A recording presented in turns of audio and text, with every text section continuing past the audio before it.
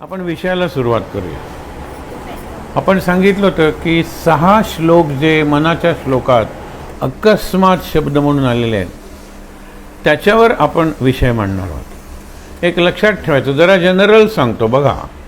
महाराज काय किंवा कुठलेही संत काय, आणि जे म्हणतात ना तुम्ही माझ्याकडे या मी तुमचं जीवन बदलून टाकेन, ते बरेचसे बापू वगैरे आता तुरुंगात आहेत, जेलमध्ये आहेत.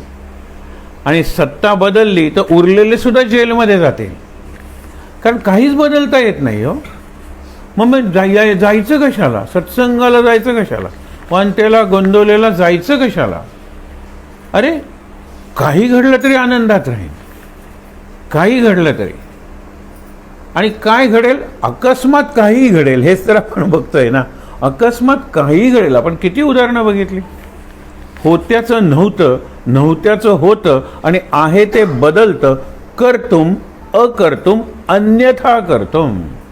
म्हणजे पहिलं आहे ते आपण म्हणतो क्रिएशन, कर्तुम अकर्तुम डिस्ट्रक्शन, अन्यथा कर्तुम transformation. And transformation is the law of life. काहीही गोष्ट कॉन्स्टंट राहत नाही एक्सेप्ट सद्गुरू. सद्गुरू म्हणजे फोटो नाही, सद्गुरू म्हणजे मूर्ती नाही. हा फोटो फुटेल, मूर्ती तुटेल, काय वाटेल ते होईल, पण सद्गुरू हे एक तत्व आहे. सद्गुरू ही एक शक्ती आहे, लक्षात ठेवा.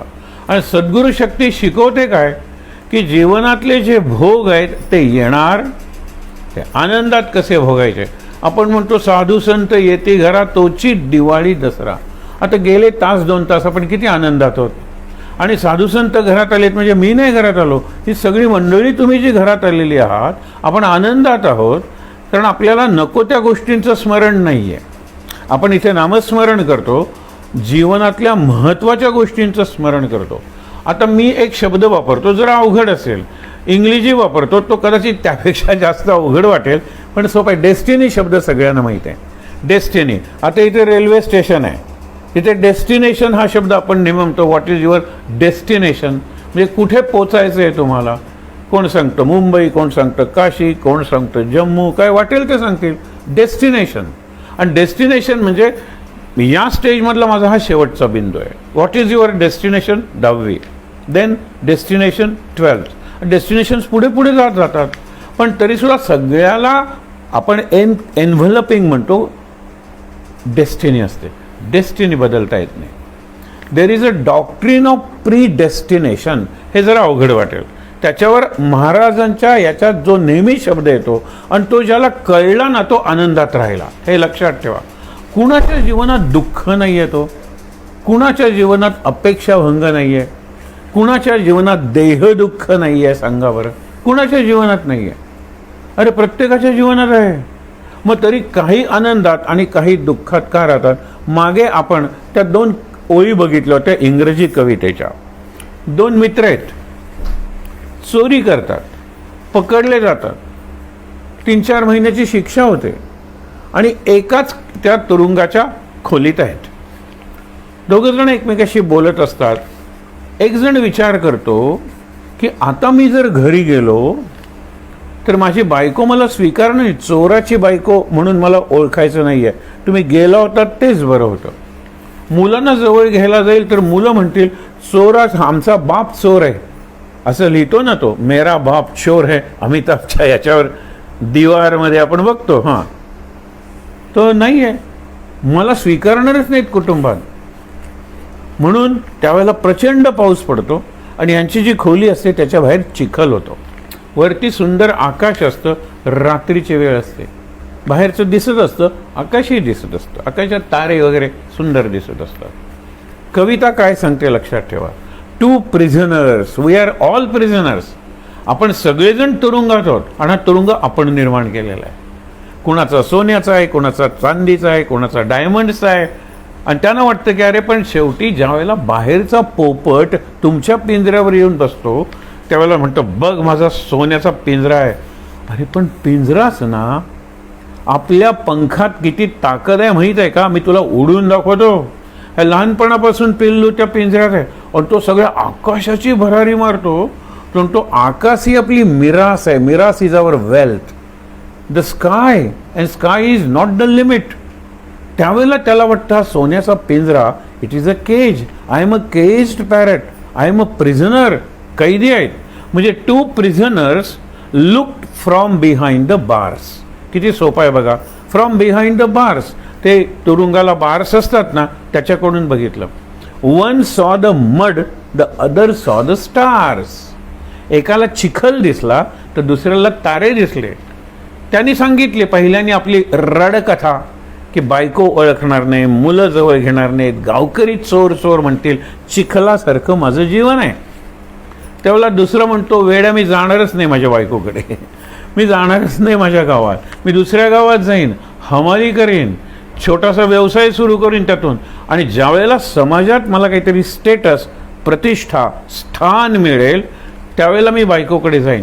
मी आता नगराध्यक्ष झालेलो आहे, are you willing to accept मी?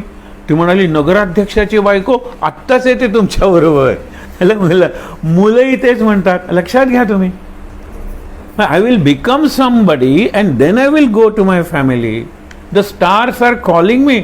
एक लक्षात ठेवा, स्काय इज द लिमिट हे आम्ही शाळेत शिकलो होतो. नंतर स्पेस इज द लिमिट हे आम्ही शिकलो, आणि now there is no limit to infinity हे आम्ही आज शिकलो. हा जो अनंत इथे बसलेला आहे ना सद्गुरू, तो देहातला असेल, देहातला नसेल. देहातला नसेल म्हणजे प्रतिकात्मक असेल. स्वस्तिक can be my Sadhguru, Om can be my Sadhguru, 1 point can be my सद्गुरू. एक उदाहरण सांगू, या छोटीच्या वयाच्या मुलांसाठी ते उदाहरण आहे. आणि काय सुरेख प्रगती केली हो त्या क्लासने. तुम्ही म्हणत नाही मी, आमच्या शाळेत तुम्ही फक्त 8वीच्या क्लासमध्ये गेला असतात तर तुम्हाला कळलं असतं की sharpness, brightness, brilliance and intelligence म्हणजे काय आहे ते. त्यानं सांगितलं, भिंतीवर एक पॉईंट म्हटला, तुला दिसतो का रे? दिसतो. फळ्यावर एक पॉईंट काढला, दिसतो का रे? दिसतो. आता मी तुम्हाला सांगतोय ते तुम्ही करून बघा. आता ही खोली आहे बरोबर, या खोलीचा मध्यबिंदू कुठे येईल? हा साधारणतः इथे येईल बरोबर. ही खोली एवढी उंच आहे, त्याचा मध्यबिंदू कुठे येईल? इथे येईल. Look at that point, keep that point in your mind, and where ever you go tomorrow, सुट्टी आहे संडेला, हा पॉइंट लक्षात ठेव. सोमवारी मुलांना विचारलं, सर आजोबांबरोबर गेलो आणि वांगी निवडताना सुद्धा that point was in front of me. हे लक्षात ठेवा, दॅट पॉइंट वॉज देअर. आणि आत्ता मी तुम्हाला दाखवलंय, तुमच्या डोळ्यासमोर तो पॉइंट आहे. लक्षात घ्या. आपला फरक कुठे पडतो माहीत आहे ना? या छोटीसाठी मी गोष्ट सांगतो. छोटी मला खूप आवडली, कारण रामायण बघत होती आणि मी आल्यावर तिला एवढा त्रास आला, आता बापरे आता हे बंद करावं लागणार. हो की नाही? असू दे, छोटीशी गोष्ट. म्हणजे गोष्टीत गोष्ट आपण सांगूया. पण लक्षात घ्या की ज्या वेळेला तो बिंदू दिसतो तोच अर्जुन आहे, तो बिंदू एकलव्य आहे, तो बिंदू अभिमन्यू आहे, तो बिंदू लक्षात ठेवा. आपल्याला वाटतं की हा अर्जुन आहे, अरे हा ज्ञानेश्वर आहे, हा निवृत्तीनाथ आहे. नाही आहे. मूर्तिमंत ज्ञान म्हणजे ज्ञानेश्वर आहे. ते तुम्ही पुस्तकात लिहिलं म्हणून ज्ञानेश्वरी झाली. पुस्तकात लिहिण्यापूर्वी ते ज्ञान कुठे होतं? ज्ञानेश्वरांच्या मनात. ज्ञानेश्वर जन्मण्यापूर्वी ते ज्ञान कुठे होतं? वेदात वगैरे. वेद निर्माण होण्यापूर्वी ते ज्ञान कुठे होतं? ते ज्ञान होतच होतं. ज्ञान होतच होतं. कुणीतरी डिस्कवर केलं. अकस्मातचं एक उदाहरण सांगतो. बसलेला आहे छानपैकी कोण? आमचा न्यूटन. वरती ॲपलचं झाड आहे, वारा येतो आणि ॲपल त्याच्या डोक्यात पडतं. अकस्मात त्याला वाटतं की अरे हे खाली का पडलं, वरती का नाही पडलं? आता तू हसशील, आहे मूर्खासारखं काय विचारतो. तसं नाही आहे. त्यांनी ते ॲपल घेतलं, वरती टाकलं, खाली पडलं. त्यांनी दुसरा दगड घेतला, वरती टाकला, खाली पडला. त्यांनी एक कापडाची चिंधी घेतली, वरती टाकली, खाली पडली. पीस ऑफ पेपर वरती टाकला, खाली पडला. शेवटी त्याला तिथे कोंबडीचं पीस मिळालं, तेही वरती टाकलं, खाली आलं. सगळ्या गोष्टी खाली येतात. आणि दॅट लेड टू द, आपण म्हणतो की लॉ ऑफ ग्रॅव्हिटेशन. अकस्मात दुसरा एक जातो गॅलिलिओ नावाचा, आणि चर्चमध्ये तो असा खाली वागताना एक हँगिंग, आपला लांबण दिवा असतो ना, तशा दिव्याला तसं डोकं आपटतं. खरं म्हणजे त्याला लागतं, परंतु तो बघायला लागतो, अरे दिवा हलतोय, दिवा हलतोय, दिवा हलतोय, दिवा हलतोय, दिवा हलतोय. विचार करा, हे सगळ्यांनी बघितलं, पण अकस्मात त्याला काय वाटलं, हा जे हलणं आहे ना, त्याचा वेग जरी असला तरी वेळ तेवढाच लागतो. इतकं हललं, त्यांनी कसा वेळ मोजला, स्वतःच्या नाडीच्या ठोक्यावर हल्ला हल्ला हल्ला. आणि अगदी इकडे येताना सुद्धा संत तरी वेळ तेवढाच लागतो, लक्षात ठेवा. आणि पेंड्युलमचा शोध लागला, आणि पेंड्युलम पूर्वी घड्याळ असायची ना, असं ते फिरतं फिरतं. ही फार सुंदर सिंपल हार्मोनिक मोशन वगैरे अशासारखे कन्सेप्ट निघाले त्याच्यावरून पुढे. त्याला काय लागला, फक्त आणखीन एक गमतीदार सांगतो. एक माणूस होता, तो बेडकावर प्रयोग करत होता. आता जिवंत बेडूक असेल तर तो उडी मारून जाईल, म्हणून त्याला काय केलं होतं की मारलं होतं. आणि मारल्यानंतर तो ते प्रयोग करत होता, बेडकाचे पाय कापून आपले पाय, त्याचे पाय, त्याचा अभ्यास चालू होता. तर तो बेडूक मेलेला होता, पडलेला होता. आणि त्याला एक प्रयोग करूया असं वाटलं, दुसराच प्रयोग. त्याने एक रॉड घेतला, काचेचा रॉड घेतला. तो म्हणतो हा जरा स्वच्छ करूया. स्वच्छ करायला जवळ फडकन होतं, पण त्याचं मांजर होतं, मांजर. आणि मांजराला फर असते की नाही, त्यांनी त्या मांजराच्या ह्याच्यावर घासला. आणि इकडे प्रयोग करायला नेत असताना बेडूक नाचायला लागला, बेडकाचे पाय हलायला लागले. तो म्हणतो हा मेलेला बेडूक आहे की, याचे पाय कसे हलायला लागले. मला भास झाला असेल. परत त्याने तो रॉड नेला, मांजराच्या ह्याच्यावर घासला. परत नेताना परत त्याचे पाय हलताय. अरे स्टॅटिक इलेक्ट्रिसिटी म्हणजे काय, त्याचा शोध लागला. इलेक्ट्रिसिटीचा शोध लागला, स्टॅटिक इलेक्ट्रिसिटीचा. मग त्याच्यावर निरनिराळी सेल्स काय, या सगळ्या गोष्टी निघाल्या. दुसरं, बेंजामिन फ्रँकलिन. बायको म्हणली तुम्ही कधीच माझ्याबरोबर फिरायला येत नाही. आज माझा थोडा वेळ आहे. तो सायंटिस्ट होता, तो फिलॉसॉफर होता. आणि नंतर म्हणलं चांगला ध्येय आहे, आपण पतंग उडवायला जाऊया. ती म्हणाली काही हरकत नाही. आणि ती पतंग, तिच्या हातात ती चक्री होती, तो दोरा वरती वरती, पतंग खूप उंच गेला, खूप उंच गेला. ढग आले, ढगात चार्ज असतो, ढग एकमेकावर आपटले की आपण ज्याला वीज म्हणतो ना, ती वीज निर्माण होते. इतक्यात ती म्हणले काहीतरी, आपण मराठीत म्हणलं असते, आम्ही पापड भिजत घातले, अचानक पाऊस आला, मला गेला पाहिजे, अकस्मात पाऊस आलेला आहे, मला गेला पाहिजे, घराची किल्ली द्या. हा उडवत होता, किल्ली या खिशात होती. खरं म्हणजे त्यांनी त्याला सांगितलं असतं की किल्ली काढ म्हणून, पण किल्लीबरोबर दुसरी एखादी चिठ्ठी वगैरे सापडली असती तर ती रिस्क त्याला घ्यायची नव्हती. तो पतंग उडवतोय, या हाताने त्याने किल्ली काढली, आणि तिला देताना ती किल्ली त्या पतंगाच्या दोऱ्याला लागली, आणि स्पार्क पडला. स्पार्क इलेक्ट्रिकचा पडतो असा, आश्चर्य. त्याने परत इकडे घेतली, परत लागली, स्पार्क. तो किल्ली घेऊन जा, मला चांगला शोध लागला. ही आपण म्हणतो ना करंट इलेक्ट्रिसिटी, म्हणजे ढगातली इलेक्ट्रिसिटी, तो करंट, तो चार्ज स्पार्कच्या रूपानं त्या दोऱ्यातून, कारण पतंग उंच गेलेला होता, वाहते ना इलेक्ट्रिसिटी. अशी तुम्हाला मी किती उदाहरणं सांगू. एक जण होता, तो म्हणता मला निराळ्या केमिकल्सचा शोध लागलेला आहे. अकस्मात तुम्हाला मी उदाहरणं देतोय. अशा केमिकल्सचा शोध लागलाय की they are different from this H2SO4 वगैरे हे आहेत ना, CaCl, त्याच्यापेक्षा निराळी ॲरोमॅटिक कंपाऊंड्स आहेत, ज्याला आपण ऑर्गॅनिक कंपाऊंड्स म्हणतो. आता त्याचे सुद्धा मला फॉर्म्युला तयार करायचे आहेत. यांचे कसे चेन फॉर्म्युले आहेत, H2SO4+ आपण सगळे करतो ना, हे असं नाही, हे निराळेच कंपाऊंड आहे. आपण गॅस आणतो, त्या गॅसला वास असतो, ॲरोमॅटिक कंपाऊंड. मिथेन, इथेन, काही म्हणा, हे गॅस आहे. हे निराळं मांडायचं तर कसं मांडू, कसं मांडू, कसं मांडू, कसं मांडू, विचार करत होता. आश्चर्य वाटेल तुम्हाला, पहिल्यांदा भागवत वगैरे ग्रंथ जर्मनमध्ये ट्रान्सलेट झालाय, आणि हा जर्मन आहे. तर त्यांनी ते वाचला होता ग्रंथ, आणि त्याला खूप आवडला होता. वॉरन हेस्टिंग्ज वगैरे आला, आणि त्यांनी पहिल्यांदा गीतेचं इंग्रजीत भाषांतर केलं. आपल्याला माहीतच नाही त्या गोष्टी. कोर्टात आपण गीतेवर हात ठेवून शपथ सांगतो, ते ब्रिटिशांनी आपल्याला शिकवलं. कारण तुम्ही कशावर, शिवपुराणावर नाही, आम्ही वैष्णव आहोत, विष्णू पुराणावर नाही, आम्ही ब्रह्मदेवाचे. अरे आपल्यात काही भांडणं काही कमी आहेत. तुम्ही कुठल्या ग्रंथावर हात ठेवून शपथ घेणार होतात, ते कुराणावर हात ठेवून घेतात, हे बायबलमध्ये हात ठेवून देतात. आपल्याकडे निरनिराळे ग्रंथ आहेत, हे आपलं वैभव आहे, लक्षात ठेवा. दिस इज आवर रिचनेस. परंतु एक कुठला ग्रंथ आहे, तर तो म्हणतो गीता. कारण आधीचं सगळं जे लिटरेचर आहे त्याचा इसेन्स गीतेत आहे आणि नंतरचं सगळं जे आहे त्याचा सोर्स गीतेत आहे. फार सुंदर वाक्य आहे.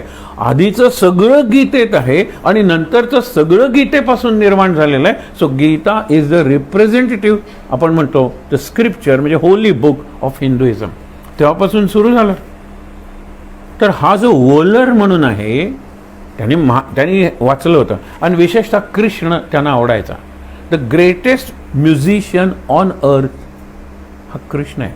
The greatest dancer on earth Krishna आहे. मायकेल जॅक्सन सुद्धा कृष्णासारखा असा 3 तास उभा राहू शकला नसता, कारण ते ठकॅक ठकॅक त्यांचं तेवढंच होतं. कृष्ण काय उभं राहायचं? अरे कृष्णाची पोज दुसऱ्या कुठल्या याला देवाला बघितली आहे का? कृष्णाचं सगळं 3 ठिकाणी वाकलेलं आहे. तो त्याला त्रिभंगाकृती म्हणतात. खूप अर्थ आहे त्या गोष्टीला. आणि बासरी म्हणजे काय? काही नाही. हे तयार केलेल्या श्वास कृष्णाचा आत गेला की संगीत तयार होतं आणि it is divine music. So divine musician म्हणून कृष्ण. आणि त्याला तो आवडायला लागला आणि त्यांनी तो भागवतातला 10वा स्कंद वाचलेला होता.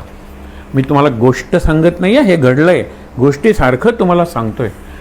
विचार करत पडला ना आपल्या स्वप्नात, आपण विचार जर करत चांगल्याच्यावर केलं तर स्वप्नात एखादी कविता पुरी होते, स्वप्नात एखादं गणित सुटतं. याला इंग्लिशमध्ये स्लीपिंग ओव्हर.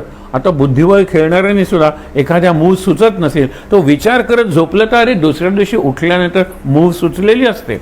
पण आय मस्ट बी टोटली, त्याला म्हणतं in tune with what I am thinking about. Sarojini Naidu म्हणायच्या कविता आमच्या अर्धवट असायचे, मग ती मी उशाला घेऊन झोपायचे आणि सकाळी उठल्याबरोबर कवितेची पुढची ओळ सुचायची. मॅथमॅटिशियन रामानुजम वगैरे, आम्हाला काही फॉर्म्युला वगैरे सुटले नाही आणि ट्यून झोपलं म्हणजे उशाखाली ठेवायचं, म्हणजे विचार करत झोपायचं. आम्ही उठू त्यावेळेला मला उत्तर मिळालेलं असतं. ह्याला एक शब्द आहे, लक्षात ठेवा. जसा एन्सायक्लोपीडिया आहे ना, तसा हिप्नोपीडिया. हिप्नॉस म्हणजे स्लीप, हिप्नॉटिझम म्हणजे मोहनिद्रा. अरे झोपेत शिकवलं जातं. झोपेत निरनिराळ्या प्रकारांनी निरनिराळ्या ट्यून किंवा रिदममध्ये मुलांची हॉस्टेल्स आहेत, गर्ल्सची हॉस्टेल्स आहेत.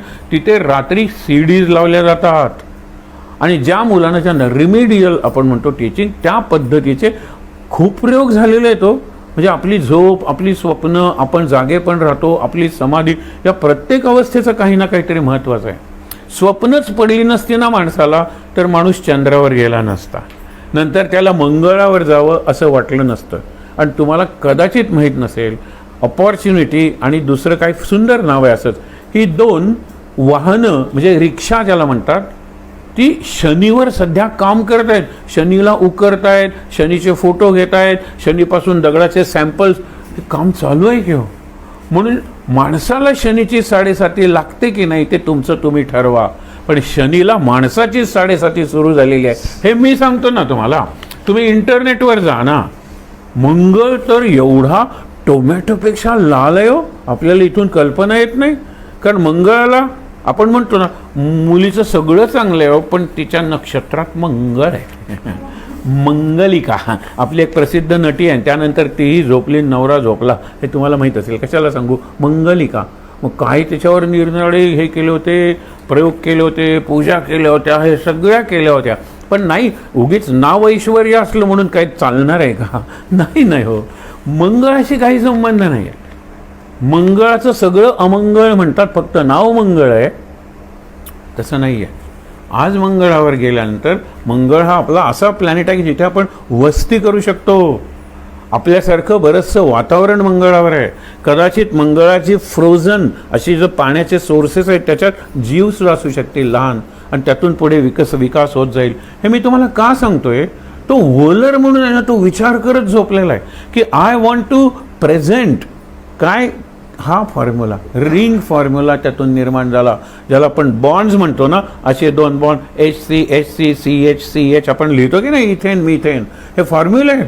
त्याला तो रिंग फॉर्म्युला कसा सुचला, तो म्हणतो अरे बापरे, रास क्रीडा, हिची टिपरी त्याची टिपरी, तिची टिपरी याची टिपरी, ह्या टिपऱ्या त्या 2 टिपऱ्या आहेत. लक्षात ठेवा, जे 2 बॉन्ड्स आपल्याला दिसतात ना त्या टिपऱ्या आहेत. तुम्हाला माहीत नसेल कदाचित, पण काय आहे, अकस्मात त्याला अकस्मात हे सुचलं, पण अकस्मात सुचलं म्हणण्यापेक्षा त्याची आधी तपश्चर्या होती ना. म्हणून तुम्हाला 2-3 शब्द तुम्ही तुमच्या वापरातून जर काढून टाकलेत ना, तर आनंदाकडे जाण्याचे पहिलं स्टेप तुम्ही टाकलेले आहेत. एक अपघात शब्द वापरू नका. देर इज नो अपघात इन द युनिवर्स. आपल्याला वाटतं की अरे काय धडधडीत आम्ही इतक्या अपघातांच्या, अरे ते घडणारच असतात. Destined, I am destined to have an accident, I am destined to undergo to this surgery, I am destined to get first at the university, I am destined. आणि कोणीही माझं ते चुकवू शकत नाही, कोणीही चुकवू शकत नाही. एक दुसऱ्या टोकाचं उदाहरण देतो. 2 मित्र पुढे, एक तर खूपच मोठे, यांच्यापेक्षा अधिकारी झाले, यांच्यापेक्षा मी कंपॅरिझन करत नाही आहे, गुरुदेव रानडे म्हणून. त्यांच्या जीवनात एक मामाने त्यांना त्यांच्या गुरुकडे नेलं, मामाच्या गुरुकडे नेलं. आणि यांनी काय सांगितलं की ठीक आहे, मनातल्या मनात म्हणाले तुम्ही गुरु आहात यावर माझा विश्वास बसेन. जर जगन्नाथ शंकर शेठ स्कॉलरशिप, त्यावेळेला मॅट्रिक होती, मॅट्रिकला काही 1000 विद्यार्थी बसायचे, आज लाख बसतात, पण त्यावेळेच्या ह्याच्याप्रमाणे, आणि त्याच्यात संस्कृतमध्ये पहिला नंबर येईल त्याला ती स्कॉलरशिप, ती जर मला मिळाली तर मी मानेन की तुम्ही गुरु आहात म्हणून. मी अभ्यास करीन, पण अरे माझ्यापेक्षा हिचा अभ्यास चांगला नसेल कशावरून, मी पुण्याला करतो, पण नागपूरला एखादी चांगली नसेल कशावरून, जास्त हुशार, मला सांगता येणार नाही ना. म्हणून त्या वर्षी त्यांना जगन्नाथ शंकर शेठ मिळाली, लक्षात ठेवा. तेव्हा ते म्हणाले, शरण गेले आणि गुरुंना त्यावेळेला सांगितलं की मी मनातल्या मनात गेल्या वेळेला ते ठरवलं होतं आणि मी अभ्यास केला, पण मी पहिला आलो, मला जगन्नाथ शंकर शेठ मिळाली. हे तो त्या मित्राला सांगत होते. मित्र म्हणाला, बघूया, मी सुद्धा मनातल्या मनात काहीतरी सांगतो. आणि म्हणाला, मी BAच्या परीक्षेला, मनातल्या मनात मी BAच्या परीक्षेला पास जर झालो तर मी तुम्हाला गुरु मानेन. गुरुला काहीच माहीत नाही, पास गुरु मानेन. मग ह्याने काहीतरी गुरुत्वाच्या दिशेनं पाऊल टाकलेलं आहे. त्यावेळेला हा म्हणाला, मी जे मागितलं आहे ना ते जर झालं तर मी त्यांना गुरु मानेन, पण ते होणंच शक्य नाही. का होणं शक्य नाही आहे? मी सांगितलं मी BAला पास झालो तर मी तुम्हाला गुरु मानेन, एका पेपराला मी बसलेलोच नाही आहे, कसा पास होईन? I did not appear for 1 paper, मी कसा पास होणार आहे? ते म्हणाले, गुरुला काही अशक्य नाही. हे मात्र अति झाला. त्या विषयाचे पेपर ज्या खोलीत ठेवले होते त्याला शॉर्ट सर्किटनी आग लागली, सगळे पेपर जळून गेले, म्हणून त्या विषयात सगळ्यांना पास केलं. करणार काय हो सांगावर, कोण बसलंय कोण नाही. त्यांना जळके BA म्हणायला लागले. लक्षात ठेवा, हे गोष्ट सांगत नाही तुम्हाला, त्यांना जळके BA म्हणाय. तो त्या वर्षीचा, कारण सगळ्यांना पास केलं. हा पोरगा पास झाला, त्यांच्याकडे गेला, गुरु यू आर ग्रेट. ते म्हणाले, का रे ग्रेट? नाही, मी बसलो नव्हतो परीक्षेला तरी पास झालो. You are destined to get through, हे लक्षात ठेवा. अरे तुझं प्रारब्ध होतं, ते तुझी डेस्टिनी होती ती, तिथे मी काय करू शकणार आहे? मी काही करू शकत नाही.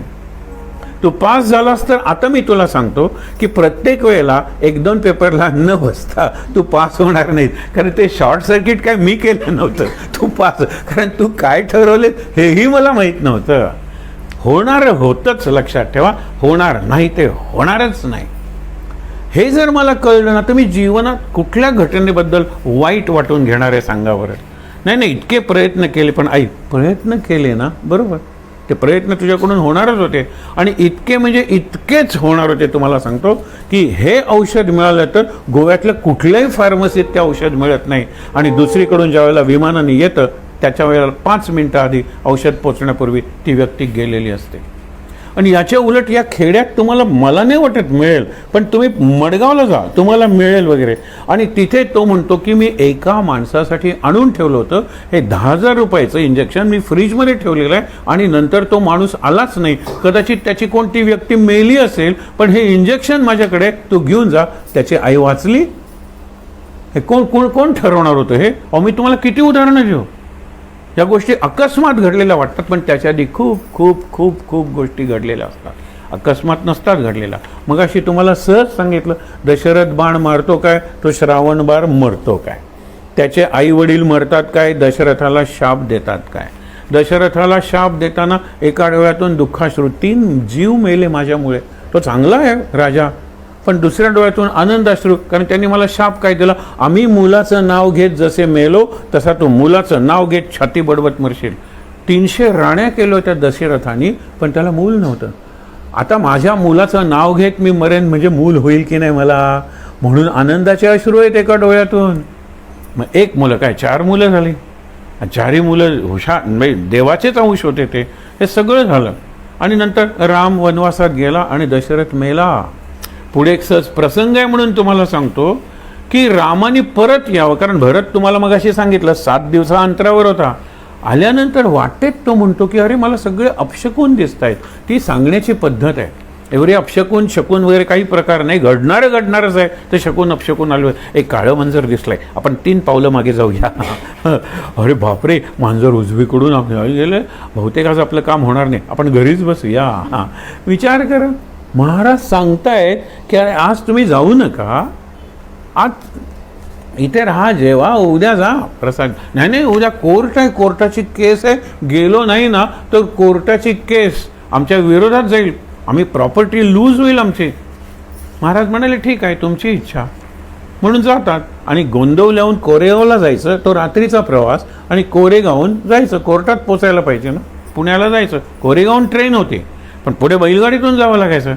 बैलगाडी काय नेहमीचेच बैलगाड्यावाले बसल्यानंतर पहाटेपर्यंत अरे अजून का आपण पोचलेलो नाही आहे, इतक्यात कुठेतरी नदी वाहते आहे, कोणीतरी हे करतायत वगैरे असा आवाज ऐकू आला. बघितलं तर गोंदवल्यालाच पोचले होते. गोंदवल्याहून निघाले, रात्रभर ते बैल फिर आणि गोंदवल्यालाच अर्ध्या अंतरावर गेल्यानंतर कुठला तरी वाघ वगैरे असा किती आडवा गेला असेल, बैल बुजले आणि उलटे फिरले. अर्धी रात्री इकडे गेले, अर्ध्या रात्री इकडे आले. आणि मग आता काय कोर्ट चुकले, आता काय होणार आहे कोणास ठाऊक, आता थांबूया इथे, परत रात्रीनं बैलगाडीने जाऊया. जेवायला बसल्यानंतर महाराज म्हणाले बैलांना जे कळतं ते माणसाला कळत नाही. अरे जा, तुमच्या क्वेस्टचं काही होत नाही. नंतर गेल्यानंतर कळतं जज्जाची कोणीतरी गेली होती म्हणून त्यांनी रजेवर होतं आणि ते खटले परत नंतरच्या तारखेला ठेवले होते. कळत नाही का ह्यांना काही, पण ह्यांनी हे घडणारच होतं. आपण आपली बुद्धी चालवतो प्रत्येक वेळेला आणि मी प्लॅनिंग केलंय, मी केलंय, काही नाही हो. आमच्या एका अत्यंत चांगल्या विद्यार्थिनीला विचारलं, पण ती चांगली विद्यार्थी म्हणजे अभ्यासात चांगली होती, स्वभावाने चांगली होती, पण ही जी जनरेशन आहे ना, मोबाईल जनरेशन आम्ही त्याला म्हणतो, मोबाईल जनरेशन. खरं मोबाईल म्हणायचं, पण ते इमोबाईल असतात, हालतच नाहीत, त्यांचं लक्षच नसतं इकडे तिकडे वगैरे. या जनरेशनमधली म्हणजे तुम्हाला कळलं असेल, लग्नाच्या आधी 1-2-4 दिवस काका गेले की सुतक, लग्न पुढे गेलं, सगळं झालं. मी काही लग्नाला गेलोच नव्हतो. नंतर तिला विचारलं, इकडे तुझ्या मनात विचार आला का ग, काका आत्ताच का मेला?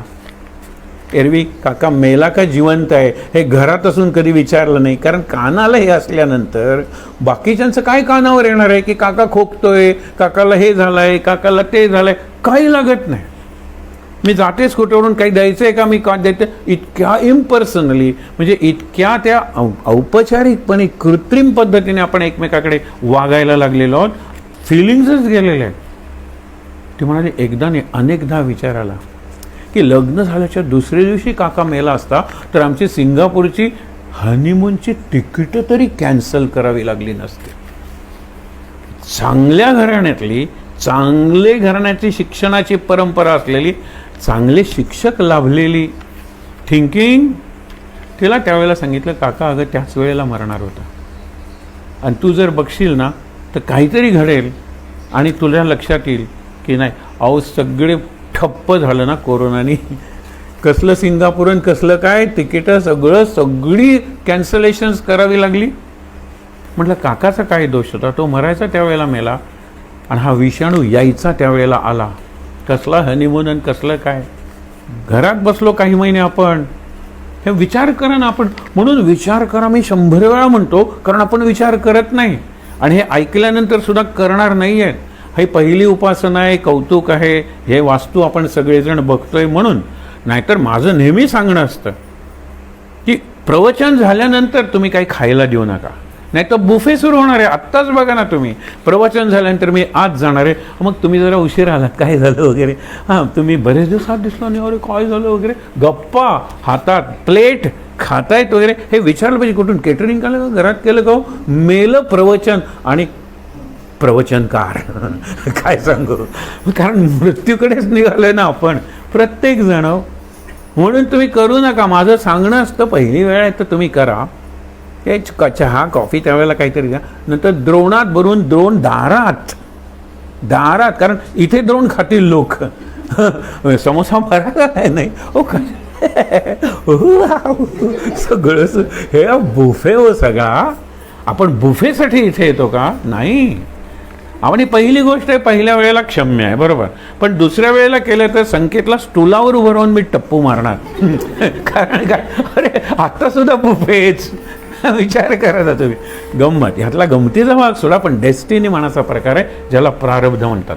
प्रारब्ध या शब्दाचा अर्थ पिकायला आलेलं. आपण म्हणतो ना झाड पिका आंबा आहे, आहा काय गोड लागतो तो. म्हणजे आपण जी कर्म करतो ना, वी आर सोईंग सीड्स, हे लक्षात ठेवा. आपण बीज पेरतोय, आपण म्हणतो ना भर्जनम भव बीजानाम, जे कर्म करतो ते बी आहे पेरलेलं, मग त्याचं फळ येणारच ना. काही जणांचं फळ लगेच मिळतं, भूक लागलेली आहे, आहा जेवलो, आहा सुंदर फळ मिळालं, जेवण सुंदर होतं किंवा वाईट होतं, चांगलं फळ वाईट फळ लगेच मिळालं तुम्हाला. भात लावलेला इकडे, एका शेताच्या काही भागात भात 90 दिवसात मिळतं, काही ठिकाणी 120 दिवसात मिळतं, काही व्हरायटीत 180 दिवसांनी मिळतात. म्हणजे काही बीजच अशी आहेत की त्याची फळं निरनिराळ्या वेळेला मिळतात. एक तुम्हाला गोष्ट सांगतो, हां, राजा असतो आणि राजा घोड्यावरून जात असतो कपडे बदलून, की आपल्या राज्यात सगळं नीट चाललंय की नाही हे बघण्यासाठी. विचार करा, अशा वेळेला एक म्हातारे आजोबा खड्डा खणत असतात. ते म्हणतात, आजोबा इथे काय लावणार आहात, माड लावणार आहात का, तर नाही, अक्रोडाचं झाड लावते. अक्रोडाच्या झाडाला 80 ते 100 वर्षांनी फळं लागतात. हां, लक्षात ठेवा. तेव्हा राजा घोड्यावरून उतरतो, हा मूर्खपणा आहे. तुम्ही आता एवढे म्हातारे झालाय आणि ह्या तुम्ही लावलेल्या झाडाला फळ येणाऱ्या 80 वर्षांनी तुम्ही जिवंत असणार आहात का. ते म्हणले, आयुष्यभर मी अक्रोड खाल्ले, ते माझ्या आजोबांनी लावलेल्या झाडांचे ना, माझ्या नातवांना जर खायचं असेल तर मी झाड लावायला नको का. विचारा, प्रत्येक झाडाचं, आंब्याच्या व्हरायटीज आहेत, कोकोनट लावा, कवा ते इतक्या वर्षांनी लागतात तितक्या. म्हणून माझ्या प्रत्येक कर्माचं जे फळ असतं ना, ते फळ निरनिराळ्या वेळेला मिळतं.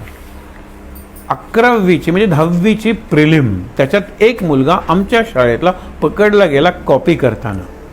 आमची पहिली बॅच होती आणि सगळेजण म्हणाले, सर काहीतरी त्याला शिक्षा केली पाहिजे, इतरांना डिटरंट पनिशमेंट, इतरांना जरब बसली पाहिजे. कारण हा जर फायनल कॉपी करताना परीक्षेला बसला असता, आपली पहिली बॅच तर शाळेची बदनामी झाली असती. शाळेत हेच शिकवलं का. मी म्हटलं, त्याचं श्रीकृष्णच नव्हतं. म्हटलं, कृष्णा तू ये, तुम्ही सगळेजण जा. मी म्हटलं, तू कॉपी करत होतास का रे. सर खरं सांगू का, मी 5वीपासून कॉपी करतो.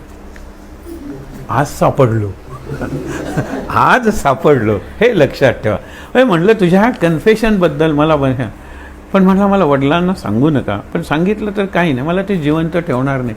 म्हणजे फायनल परीक्षेला बसावं लागणार नाही, ठार मारणार मला, माझे वडील मला ठार मारणार.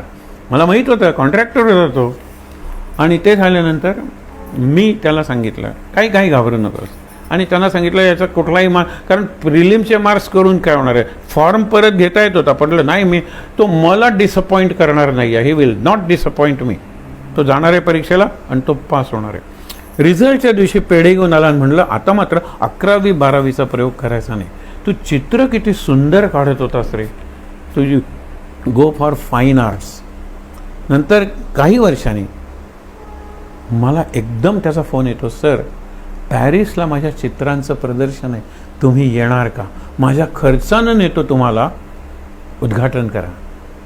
म्हणले, पॅरिसचं जाऊ दे, इकडे पैंगिणला किंवा पेडण्याला किंवा पणजीला असेल मी येईन. पॅरिस वगैरे काय रे. आणि कशा पण गंमत बघा, this is it. He was destine to become an artist.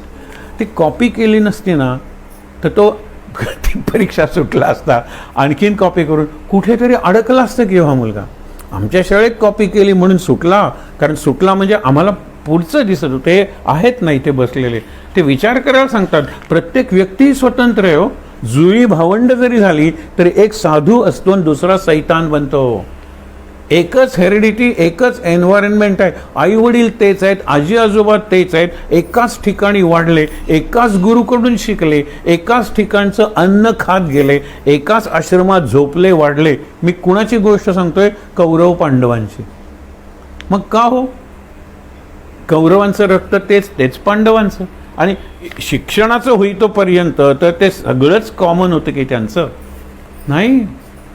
They were destined, म्हणजे they were destined to be killed one and all. 100च्या 100 मारले राहणार होते आणि पांडव 5च्या 5 जिवंत राहणार होते. हे लक्षात ठेवा. अकस्मातचं उदाहरण सांगू तुम्हाला.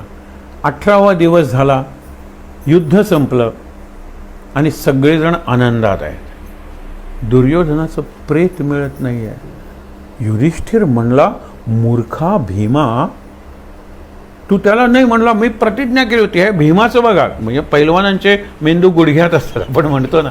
मी प्रतिज्ञा केली होती त्याच्या मांड्या फोडणार, मी मांड्या फोडल्या, तो जिवंत आहे का मेलेला आहे मला कुठे माहीत आहे? म्हणजे शेजारी सरोवर आहे, त्या सरोवरात हा खुरडत त्याला उभं राहता येत नाही. मांड्या भीमाने फोडल्या, कारण ती मांडी दाखवली होती त्यांनी कुणाला? द्रौपदीला. आणि तो गेला, तो त्या सरोवरात गेला आणि जलस्तंभन म्हणजे श्वास रोखून बसला. एक बबल सुद्धा वरती येत नाही, एक बुडबुडा. आणि त्यामुळे खाली कोण आहे ते कळत नाही. पण त्याला जाताना अश्वत्थाम्याने बघितलेलं आहे आणि कृपाचार्यांनी बघितलेलं आहे. खूप सुंदर गोष्ट आहे ही, पण ती गोष्ट सांगण्यातच वेळ जाईल म्हणून मी फक्त एवढंच सांगतो. संध्याकाळी 6ला सूर्यास्त झालेला आहे, युद्ध संपलेलं आहे, सगळे कौरव मेलेले आहेत, परंतु दुर्योधनाचं प्रेत सापडलेलं नाही. दुर्योधन नक्की मेलाय की नाही माहीत नाही आहे. आता दुर्योधनाचा शोध घ्या, कधीतरी दिसेल तो उभा राहू शकणार नाही आहे, आज न उद्या मरेल. आपल्याला भीमाचं हे लॉजिक. संध्याकाळच्या वेळेला तिघीजणी आनंदात आहेत. एक आहे कुंती, दुसरी आहे द्रौपदी आणि तिसरी सुभद्रा. म्हणाल तर सुभद्राला दुःख आहे, कारण अभिमन्यू मारला गेलेला आहे. विचार करा. पण तरीसुद्धा युद्ध आपण जिंकला. आता हस्तिनापूरला आपलं राज्य सुरू होईल. ते दुष्ट कौरव सगळे मारले गेलेले आहेत. विचार करा, युधिष्ठिराचं धर्मराज्य सुरू होईल. आनंदात आहेत. आणि विशेषतः आनंदात आहे ती द्रौपदी. सूड घेतला गेलेला आहे. भीमानं दुःशासनाची छाती फोडलेली आहे. असं ओंजळीत घेतलेलं आहे, पिलेलं नाही. गांधारी विचारते, एकाच प्रश्नाचं उत्तर दे भीमा, तू धृतराष्ट्राचं रक्त प्यालास? म्हणला नाही, मी ओठापर्यंत नेलं पण नको प्यायला, दादाला आवडणार नाही ते. तो आईचा विचारच करत नाही कुंतीचा, युधिष्ठिराला आवडणार नाही म्हणून. पण ते ओंजळ घेऊन मी पळत आलो, कारण माझी पत्नी पांचाली 13 वर्ष मोकळे केस सोडून आहे ना. मोकळे केस सोडणं हे त्यावेळेला अपशकुनाचं लक्षण होतं. मी लग्न झालेल्यांच्याबद्दल बोलतोय. हल्ली फॅशन आहे, हल्ली सगळेच मोकळे केस सोडतात. पण गंमत बघा, 5 पती हो, 5 पराक्रमी पती, पण ही केस 13 वर्ष केस मोकळे आहेत. आणि ती कृष्णाला सांगते, लक्षात ठेवा, ज्या दुष्टाने हात लावले माझ्या केसाला ओढले, कीचक मारला गेलेला आहे, जयद्रथ मारला गेलेला आहे, अजून जिवंत दुर्योधन आहे की नाही मला माहीत नाही. परंतु दुःशासनाचं की त्याशिवाय युद्ध झालंच पाहिजे. आणि ते पळत येतो, ये पांचाली, तो तिला पांचाली म्हणायचा. पांचाल देशाची राजकन्या ना द्रौपदी. आणि तिचे केस त्या रक्ताने भीमाने वळवले. तेव्हापासून ती आंघोळ केली असेल, नंतर केस वगैरे वळवायला लागली, फुलं घालायला लागली, कारण ती सौभाग्यवती आहे ना. 5ही मुलं तिला प्रत्येक पांडवांपासून एक मूल जिवंत झालेलं आहे मूल, आणि ती 5ही मुलं जिवंत आहेत. आनंद आहे द्रौपदीला. मी आता साम्राज्ञी झाले हस्तिनापूरची, युद्ध जिंकलं, माझे 5ही पती आणि 5ही मुलं जिवंत आहेत. संध्याकाळी 6 वाजलेले आहेत, सूर्यास्त झालेला आहे. 8 वाजता कृष्ण म्हणतो पांडवांना, 18 दिवस युद्ध दमलोय आपण, जरा फिरायला जाऊया. गंमत बघा, अचानक आणि डेस्टिनी म्हणजे काय. त्यावेळेला युधिष्ठिर म्हणला, आपली मुलंही दमलेली आहेत, त्यांनाही घेऊन जाऊया. नाही, त्यांना राहू दे, तरुण आहे ती, काय फार दमलेली नसतील. कारण कृष्णाला माहीत होतं अजून काही तासात ती 5ही द्रौपदीची मुलं मारली जाणार आहेत. कृष्णाने का नाही टाळलं ते सांगा बरं. कृष्ण युद्धभूमीवर असताना अभिमन्यू मेलेला आहे. कृष्णाला माहीत आहे अभिमन्यू मरणार आहे आणि आय कॅनॉट इंटरफिअर. तो मरणार आहे त्याच वेळेला त्याच पद्धतीने तसाच मरणार आहे आणि तो मेल्यानंतर जयद्रथ त्याच्या डोक्याला लाथ मारणारच आहे. म्हणून अर्जुन प्रतिज्ञा करणार आहे की उद्या सूर्यास्तापर्यंत दशरथाला मारलं नाही तर मी अग्निप्रवेश करेन. अर्जुन अग्निप्रवेश करायला लागलेला आहे कारण एकदम अंधार झालेला आहे, सूर्यास्त झालेला आहे. आता अग्निप्रवेश करताना कसा दिसतो अर्जुन म्हणून सगळेजण पाहायला आलेले आहेत. त्याच्यात दशरथ आला, जयद्रथ पुढे कसा मरतो, कारण अर्जुनाची प्रतिज्ञा म्हणजे प्रतिज्ञा अंधार. ज्यावेळेला जयद्रथ पुढे आला त्यावेळेला त्यांनी सुदर्शन चक्र काढून घेतलं. सूर्यास्त झालाच नव्हता. हा सूर्य आणि हा जयद्रथ मार अर्जुना. फक्त एक लक्षात ठेव, अशा पद्धतीने बाण मार की त्या बाणाला लागलेलं त्याचं मस्तक समोरच्या डोंगराच्या माथ्यावर याचे वडील तपश्चर्या करत बसलेले त्यांच्या मांडीवर पडलं पाहिजे. काय भयंकर आहे हे तुम्हाला वाटेल. अर्जुनाने का नाही प्रश्न विचारला, अशा जोरात बाण मारला कारण त्याच्या वडिलांनी देवांना प्रसन्न करून वर काय मागून घेतला होता की माझ्या मुलाचं शिर ज्याच्याकडून जमिनीवर पडेल तो मरेल. म्हणजे तू जर बाणाने उडवलं असेल ते डोकं पडलं तर अर्जुन मेला असताना. त्यांनी तेच आणि त्यांच्या मांडीवर पडलं. ते ध्यानस्थ होते काय पडलं म्हणून उभे राहिले आणि त्यांच्या हातून पडलं ना ते मेले ना. कृष्णाला ते माहीत होतं की हा दुष्ट ऋषी जगता कामा नये. त्याचा दुष्ट मुलगा की मारतो आणि तो द्रौपदीला पळवून नेण्याचा प्रयत्न करतो. मगाशी तुम्हाला सांगितलं जयद्रथ हा सूर्यन हा जयद्रथ मारला त्याला. कृष्णाच्या जीवनात अचानक आकस्मिकपणे ऑल ऑफ अ सडन अकस्मात काही नव्हतं, कारण त्याला सगळे काय दिसत होते. पुढच्या क्षणी काय होणार आहे त्याला माहीत होतं. पण बाकीच्यांना कुठे माहीत आहे, आपल्याला कुठे माहीत आहे. म्हणून मुलांना राहू दे तिथे तुमच्या, आपण जाऊया फिरायला. तो फिरायला गेला. इकडे दुर्योधन सरोवरात गेलाय. मी अकस्मातचं तुम्हाला सगळी उदाहरणं याच्यात येतील. त्याला बोलवतात वरती. अश्वत्थामा म्हणतो मी तुझ्या गुरूंचा द्रोणाचार्यांचा पुत्र अश्वत्थामा. कृपाचार्य म्हणतात मी तुझा गुरु, वर ये. तो वरती येतो. अश्वत्थामा म्हणाला माझे वडील जे करू शकले नाही ते मी तुझं करणार आहे. पांडवांना मारतो. रात्र झालेली आहे. हा फिरायला घेऊन गेलेला आहे पांडवांना. पांडवांची मुलं शिबिरात म्हणजे कॅम्पमध्ये झोपलेली आहेत. अशा वेळेला दुर्योधन म्हणतो काय करणार आहेस रे तू, आता युद्ध जिंकले, माझी अवस्था आहे, आज ना उद्या मी मरेल. नाही पण मरण्यापूर्वी मी तुला ते समाचार देतो ना की सगळ्यांना मारलेलं आहे म्हणून मला राज्याभिषेक कर. तर सरोवरातलं पाणी घेऊन त्याही अवस्थेत कृपाचार्यांनी मंत्र म्हणले, यांनी पाणी घातलं. अश्वत्थाम्याला सेनापती म्हणून एका रात्रीचा सेनापती होतो म्हणून राज्याभिषेक केला. आणि हा गेला शिबिरात आणि त्यांनी पांडव झोपलेत असं समजून डोकी कापली, मारलं त्यांना 5ही जणांना. आणि नंतर सहज गंमत म्हणून तुम्हाला सांगतो ते 5ही डोकी त्यांनी उपरण्यात बांधली. कारण हा ब्राह्मण, हा उपरणं वगैरे घालणारा, उपरण्याचा इतका घाण उपयोग दुसऱ्या कुणी केलाय हो. उपरण्यापूर्वी तुम्ही सत्यनारायणाला आलेले तांदूळ नारळ वगैरे बांधून घेऊन जायचे पूर्वी. आता काय वाटेल ते VIP बॅगसुद्धा मागतील आणि तुम्हाला द्यावं लागेल सत्यनारायणाला. पूर्वी तसं नव्हतं. उपरणं असायचं. एक घातलं उपरणं म्हणजे वालो पंचा जसा असतात तसा. त्याच्यात त्यांनी ती 5ही डोकी पांडवांची अंधार आहे बांधली आणि दुर्योधनाकडे घेऊन आला. त्यांनी चुडीत पेटवलं आणि सांगितलं दाखवू नकोस चुडीत, आपण इथे लक्षात ठेवू, विझवून टाका. पण मी बघतो ना पांडवांचे आहेत की नाही. त्यांनी पहिलं डोकं घेतलं दुर्योधनाने. वरती दुर्योधन स्ट्रॉंगच होता किंवा जिवंत होता. काखेत घेतलं दाबलं आणि तवशे जसं एका पैलवान तवशेचं क्रश करून टाकेल तसं क्रश झाला. दुसरं, तिसरं, चौथं, 5वं 5ही डोकी क्रश झाल्यानंतर तो म्हणतो एक तू तरी फसलायस किंवा मी तरी फसतोय, कारण भीमाचं डोकं क्रश होणारं नाही, याच्यात भीम नाही आहे. आणि भीम त्याचा शत्रू क्रमांक 1 ना दुर्योधनाचा. तर मग बघतात तर ती पांडवांची मुलं आहेत. त्यावेळेला अश्वत्थामा म्हणतो बरं झालं पुढची पिढी मेली, पांडवांना ब्रह्मास्त्र सोडून उद्या मी मारेन. तो भाग निराळा. पण लक्षात ठेवा अकस्मात द्रौपदीला ज्यावेळेला कळतं साधारणतः पहाटेच्या वेळेला की तुझी 5ही मुलं मारली गेलेली आहेत, काय वाटलं असेल तिला?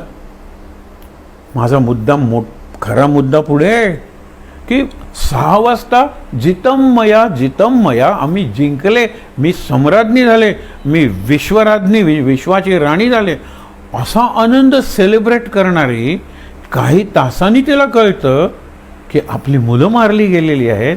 समजा पहाटेचे 4 वाजले असतील, हे पांडव वगैरे परत येतात, सगळीकडे हाहाकार झालेला आहे. कुठे गेला होतात तुम्ही? कृष्ण शांतपणे हसला, कारण त्याला माहीत होतं की पांडव इथे असले तर पांडवांनाही मारलं गेलं असतं, कारण तेही झोपलेले असते. परंतु पांडवांचं मरण नव्हतं, 36 वर्ष राज्य करणार होते. कृष्णाला माहीत होते हे. पण द्रौपदीचे शांत करून म्हणतो की ज्या दुष्टाने केलं त्याला आणून तुझ्या पायावर आपटतो, वाटेल ती शिक्षा दे. द्रौपदी म्हणजे यज्ञातून निर्माण झालेली, लक्षात ठेवा, सूडाची ज्वाला. 13 वर्ष भीम आणि कुठले आले आपले केस ती मोकळे दाखवायचे. मोकळे केस म्हणजे माझे अपमान झालेला आहे, आणि जोपर्यंत सूड घेतला जात नाही तोपर्यंत मी केस वळवणार नाही. ही इतकी सूडाची ज्वाला ती. आता त्या अश्वत्थाम्याला पकडून आणतात, जे पायावर आपटतात. आता ही काय करेल? तुकडे तुकडे करा, कुत्र्यांना खायला घाला, किंवा काय शिक्षा देते म्हणून थांबले. पिन ड्रॉप सायलन्स आहे तिथे. ती म्हणते मुच्यताम मुच्यताम एष, याला सोडून द्या, याला सोडून द्या, कोणतीही शिक्षा करायची नाही. मा रोदित अस्य जननी. 5 मुलं मेल्यानंतर मला जे दुःख होतंय ते याच्या आईला होऊ नये, कारण याच्या आईचा हा एकुलता एक मुलगा आहे, म्हणून त्याला सोडून द्या, आत्ता सोडून द्या, लगेच सोडून द्या. सगळ्यांना आश्चर्य वाटतं. हे शिकायचं आहे आपण. याच्यासाठी महाभारत शिकायचं आहे की इतकं शिकल्यानंतर ती एवढी बदलते. लक्षात ठेवा की ती म्हणते अश्वत्थाम्याला सोडून द्या, त्याचा आईचा तो एकुलता एक पुत्र आहे, तुमच्या गुरूंचा पुत्र आहे तो, पण गुरूंना मारलंय ना याने. पण ती म्हणते याला सोडून द्या, अश्वत्थाम्याला सोडून द्यायचं ठरतं. कृष्ण म्हटला मी असं सोडणार नाही आहे. म्हणून त्याच्या डोक्यावर जो मणी असतो तो कृष्ण बाणाने काढून घेतो. चिरंजीव आहेस ना तू, तर तुझी जखम चिरंजीव राहील, वेदना चिरंजीव होतील, आणि तेल मागत तू सगळ्यांच्या दारात फिरत राहशील. दुपारी 12 वाजता नर्मदा परिक्रमा करतात, ते म्हणतात आम्हाला अश्वत्थामा दिसला, अश्वत्थामा दिसला, सोडा. पण कृष्णाने हा चिरंजीव, तुझी जखम चिरंजीव, तुझ्या वेदना चिरंजीव. किती क्रूर कृत्य तू केलंयस रे, झोपेत मारलंस, आणि ते तुझे कोणीच नातेवाईक किंवा कोणी संबंध नसलेले होते लोक. विचार करा तुम्ही. द्रौपदीच्या अकस्मात काय झालं? विजय मिळाला, अकस्मात मुलं मिळाली, आणि अकस्मात तिच्यात चेंज झाला. हा अकस्मात बदल आपल्याला उपासनेतून घडवला पाहिजे. क्षमा, सूड काय, खूप झाला सूड, त्याला मारून मला काय मिळणार आहे? पण त्याच्या आईला दुःख होणार आहे. जे दुःख आता मला होत आहे माझी सगळी मुलं मेल्यामुळे, त्याला सोडून द्या. हे आपण शिकलं पाहिजे. प्रत्येक जीवनातल्या घटनेपासून दुसऱ्याचा, तो माझ्याशी असं का वागला, त्यांनी तसं का केलं, माझ्या जीवनात असं का घडलं, देवा एवढं सगळं मी केलं पण शेवटी हेच का? देव म्हणतो ते माझं काम नाही आहे रे, ते तुझं आधी केलेल्या कर्मांचं फळ आहे. काही कर्मांचं फळ लगेच मिळतं, काहींचं उशिरा मिळतं, काहींचं पुढच्या जन्मात मिळतं. समजा मरता मरता मी एखाद्याचा खून केला आणि मेलो, तर ते खून केल्याचं कर्म आहे, त्याचं फळ मला भोगलं पाहिजे, म्हणून मला पुढचा जन्म आला पाहिजे.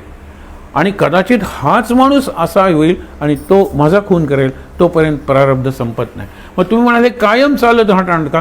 ज्याला हा सिद्धांत कळणार नाही त्यांच्या जीवनात कायम तू मला मारलंस, मी तुला मारलं, या जन्मात तू मला मारलंस, पुढच्या जन्मात मी, या जन्मात तू माझी सासू झालीस, पुढच्या जन्मात मी तुझी सासू होणार. हे चालूच राहणार, हे संपणारच नाही. हे संपायचं असेल तर ते माझ्याबरोबर संपलं पाहिजे.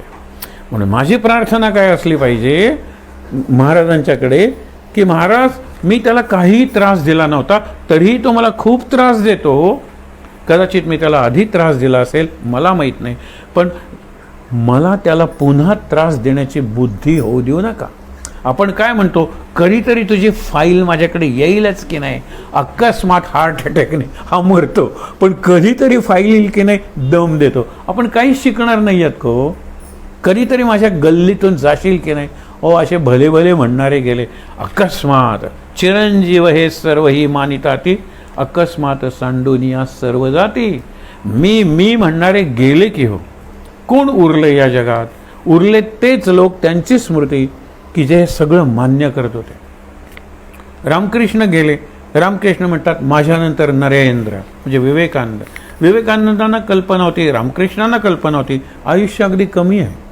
रामकृष्ण 86 साली गेले, त्यानंतर 16 वर्षांनी विवेकानंद गेले. त्याच्यानंतर त्यांच्या 6 वर्ष परदेशात गेली. त्यांना काय नव्हतं विवेकानंदांना सांगा बरं. विवेकानंदांना हाय ब्लड प्रेशर होतं, विवेकानंदांना डायबिटीस होता, विवेकानंदांना प्रचंड वेदना देणारा कमरेतला स्पॉन्डिलोसिस होता. त्यांना वागता येत नव्हतं, त्यांना बसता येत नव्हतं, त्यांना झोपता येत नव्हतं. कल्पना करा, त्यांच्या एका तरी फोटोत हजारो लाखो फोटो घेतलेले आहेत विवेकानंदांचे. एका तरी फोटोत वेदना आहे का? त्यांना अस्थमा होता, श्वास घेताना त्रास होता. पहिल्या रात्री ज्या वेळेला ते झोपले होते त्यावेळेला ते 23 वर्षांचे होते. आणि मोठा श्वासाचा आवाज झाल्यानंतर रामकृष्ण बाहेर आले. अरे असा श्वास कोण घेतोय? तर नरेंद्र घेतोय. अरे रे, याच्याकडून खूप मोठं काम होणार आहे, पण याला खूप कमी आयुष्य आहे. 23व्या वर्षी सांगितलं होतं. 40 वर्ष सुद्धा पूर्ण विवेकानंद जगले नाही. आणि विवेकानंदांना 5वा महत्त्वाचा रोग होता, जो आपल्यापैकी अनेकांना नसतो, इन्सोम्निया, निद्रानाश. दिवसेंदिवस त्यांना झोप लागत नव्हती. एक सहज तुम्हाला समजण्यासाठी सांगतो की कसे आपल्या जीवनातले भोग स्वीकारायचे. मलाच हे का झालं, मलाच हे का झालं वगैरे. मला अनेक जण विचारत, तुम्ही सगळं देवाचं करता, तुमची बायको गेली कशी? माझ्यापेक्षा जास्त दुःख त्यांना, मी गेलो नाही म्हणून ती गेली. आता काय सांगू त्यांना, मी बायको तुमची गेली कशी, इतकं सगळं करता म्हणून. अरे बापरे, हसत हसत गेली, आनंदात गेली. त्या 2.5 वर्षात तिने मला जे शिकवलं, खरंच तुम्हाला सांगतो, ते बाकीचे कोणी शिकवलं नाही. काल मला एकदम वाटलं की अरे बापरे, आपल्याला जमणार आहे का आजचा प्रवास? त्यावेळेला मी महाराजांना प्रार्थना, तिला प्रार्थना, ऊर्जा, शक्ती आणि चैतन्य तू मला देणार आहेस. मी गेलो, 2 तास बोललो, सुंदर कार्यक्रम झाला. मला गाडीत बसे, मला उभं राहायला नंतर सगळं गरगरायला लागलं. तात्पुरतं होतं ते, मला महाराज दाखवत होते. सिग्नल असतात हे महाराजांचे, आपण शिकलं पाहिजे त्यापासून. पण शेवटी हे ठरवणार आहेत सगळं, कारण यांची इच्छा. काय घडणार आहे मला माहीत नाही, घडेल ते त्यांची इच्छा. पुढच्या क्षणी काय मला माहीत नाही, घडेल ते त्यांची इच्छा. हे किती सोपं आहे हो, त्यांची इच्छा, त्यांना सगळं कळतं. ते फक्त एकच म्हणतात, मी सोयीनं भोगायला लावेन, म्हणजे I will not make you tolerate, I will help you celebrate. आपण नेहमी शब्द वापरतो, रडत जगू नका, हसत जगा. तुकारामाचे अर्धे श्लोक म्हणतो, मी कितीदा तुम्हाला हे सांगितलेलं आहे. काय करायचं हो, रात्री 11 वाजता 11 जण आली या भोगासे, रडत सांगायचं. अरे पण असावे सादर, तुकाराम म्हणतो ना. सादर म्हणजे with respect, with love, expect दम. अरे वेलकम, वेलकम, मोस्ट वेलकम. का नाही? मागच्या दिन जाऊन कब्बशा आणावे लागतील, त्याच्या पलीकडे जाऊन दूध आणावं लागेल. रमा काकू जरा दूध द्या, ठमा काकू जरा कब्बशा द्या. पण स्वागत असं करू की त्यांना कळणार सुद्धा नाही. म्हणून पूर्वीच्या घरांना मागचं दार असायचं. याला फ्लॅटला मागचं दार नसतं, कारण आत्महत्या करण्याखेरीज त्याचा काय उपयोग आहे सांगा? मागच्या दाराचा उपयोग काय आहे? एक दार असलेलं घर. त्यांना 2 दारं असायची, कारण गरज केव्हाही पडायची. यांना हे लागायचं, त्यांना ते लागायचं. अचानक त्यांना हे झालं, सरबत, पण आमच्याकडे लिंबू नाही आहे, आणि सरबत दिल्याशिवाय त्यांना बरं नाही वाटणार. आमच्याकडे लिंबू आहेत, घेऊन जा. परत केव्हा देणार कधी विचारलं जायचं नाही. गरीब होती माणसं, पण माणसं होती ते. आज आपण श्रीमंत झालेलो आहोत, पण श्रीमंत रोबो झालेलो आहोत.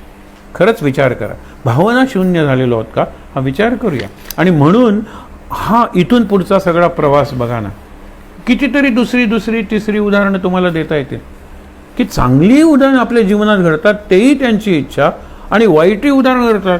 एक अगदी आता तो सध्या कायम विमानात असतो, इतका मोठा ऑफिसर झालाय. मला वाटतं SBIचा एक मोठा टॉप ऑफिसर्सपैकी तो एक झालेला आहे. सतत परदेशात वगैरे जात असतो. काही वर्षांपूर्वी माझ्याकडे आला आणि मला म्हणतो, सर तुमचा चमत्कारांवर विश्वास आहे का? म्हटलं आता वाल्याचा वाल्मिकी हा चमत्कार आहे, बरोबर आहे की नाही? आणि रेड्याच्या तोंडून वेद वदवल्या. मी आता रेडाच आहे ना, मला कुठे संस्कृत येतं? पण मी तुम्हाला सांगतोय ते वेदातलंच सांगतोय. हे सगळं हे म्हणतात मी वेद वगैरेंचा अभ्यास केलाय, मग मनाचे श्लोक लिहिले. मी तेच सांगतोय ना, हा चमत्कार नाही का? 16व्या वर्षी ज्ञानेश्वरांनी ज्ञानेश्वरी लिहिली. आता 700 वर्ष ज्ञानेश्वरी आपल्याला वाचले. अनेक जणांना बदल घडवते जीवनात, अनेक भाषात भाषांतर होतात. हा चमत्कार नाही का हो? चमत्कार म्हणजे नाही ते घडलं पाहिजे. अरे आपल्याला कळत नाही ते चमत्कार घडतात, पण माझा चमत्कारावर विश्वास नाही म्हणला. तो म्हटला सर विश्वास बसा ठेवा, हा पेढा घ्या, मी पास झालो, हा चमत्कार नाही का? अरे बापरे, मी पास झालो हा चमत्कार नाही का? खरंच हो. तो अभ्यास करत नव्हता, त्याची अभ्यास करण्याची पद्धतच नाही. 3 दिवसांनी पुढचा पेपर आहे, आज कशाला करायला पाहिजे? हा 3 रात्री आहेत, हा 2 दिवस. दुसऱ्या दिवशी अरे अजून 2 दिवस आहेत, आणि आदल्या रात्री 2 दिवस केला नाही तर आज करून काय होणार आहे? अभ्यास नाही, पास झाला हा मुलगा, चमत्कार. यातला विनोद बाजूला ठेवा, तो पास होणारच होता. काही दिवसांनी BCom झाल्यानंतर माझ्याकडे आला आणि म्हणला बँकेत मला त्यांनी टार्गेट दिलेलं आहे. काय 6 महिन्यात 108 कोटी रुपयाचे डिपॉझिट्स आणा. पहिल्यांदा तुमच्याकडे आलेलं आहे, मला 108 रुपये दिलेत तरी चालतील, पण पहिलं डिपॉझिट तुमचं पाहिजे. मला भावना म्हणलं तुझी आवडली, पण तुला मी सांगतो, इथून शेजारी माझे त्याच्याकडे जायचं, मला हे सगळी स्कीम वगैरे समजावून सांगा, ही डिपॉझिट आहे. 3 घटना घडतील. एक, तुमच्या दार बंद केलं जाईल, कुठला भिकारी आलेला वगैरे. दुसऱ्या वेळेला नाही आमच्याकडे वगैरे काही नाही. तिसऱ्या वेळेला बोलवतील, काय आहे विचार करू हां. आणि चौथ्या वेळेला तू हे टार्गेट आहे ना, तुला मी वाटेल थोडी माझ्या मित्रांकडून आणून देईन. 4 महिन्यात 138 कोटी जमवले त्यांनी डिपॉझिट्स. आणि माझ्याकडे आला आणि म्हणला मला बँकेत परमनंट जागा मिळाली, मग पुढे प्रमोशन्स मिळत गेली, हा परीक्षा पास होत गेला, आणि सगळं हा चमत्कार आहे. हे लक्षात ठेवा. मुद्दा सांगतो तुम्हाला की कुठे ना कुठेतरी डिटर्मिनेशन पाहिजे.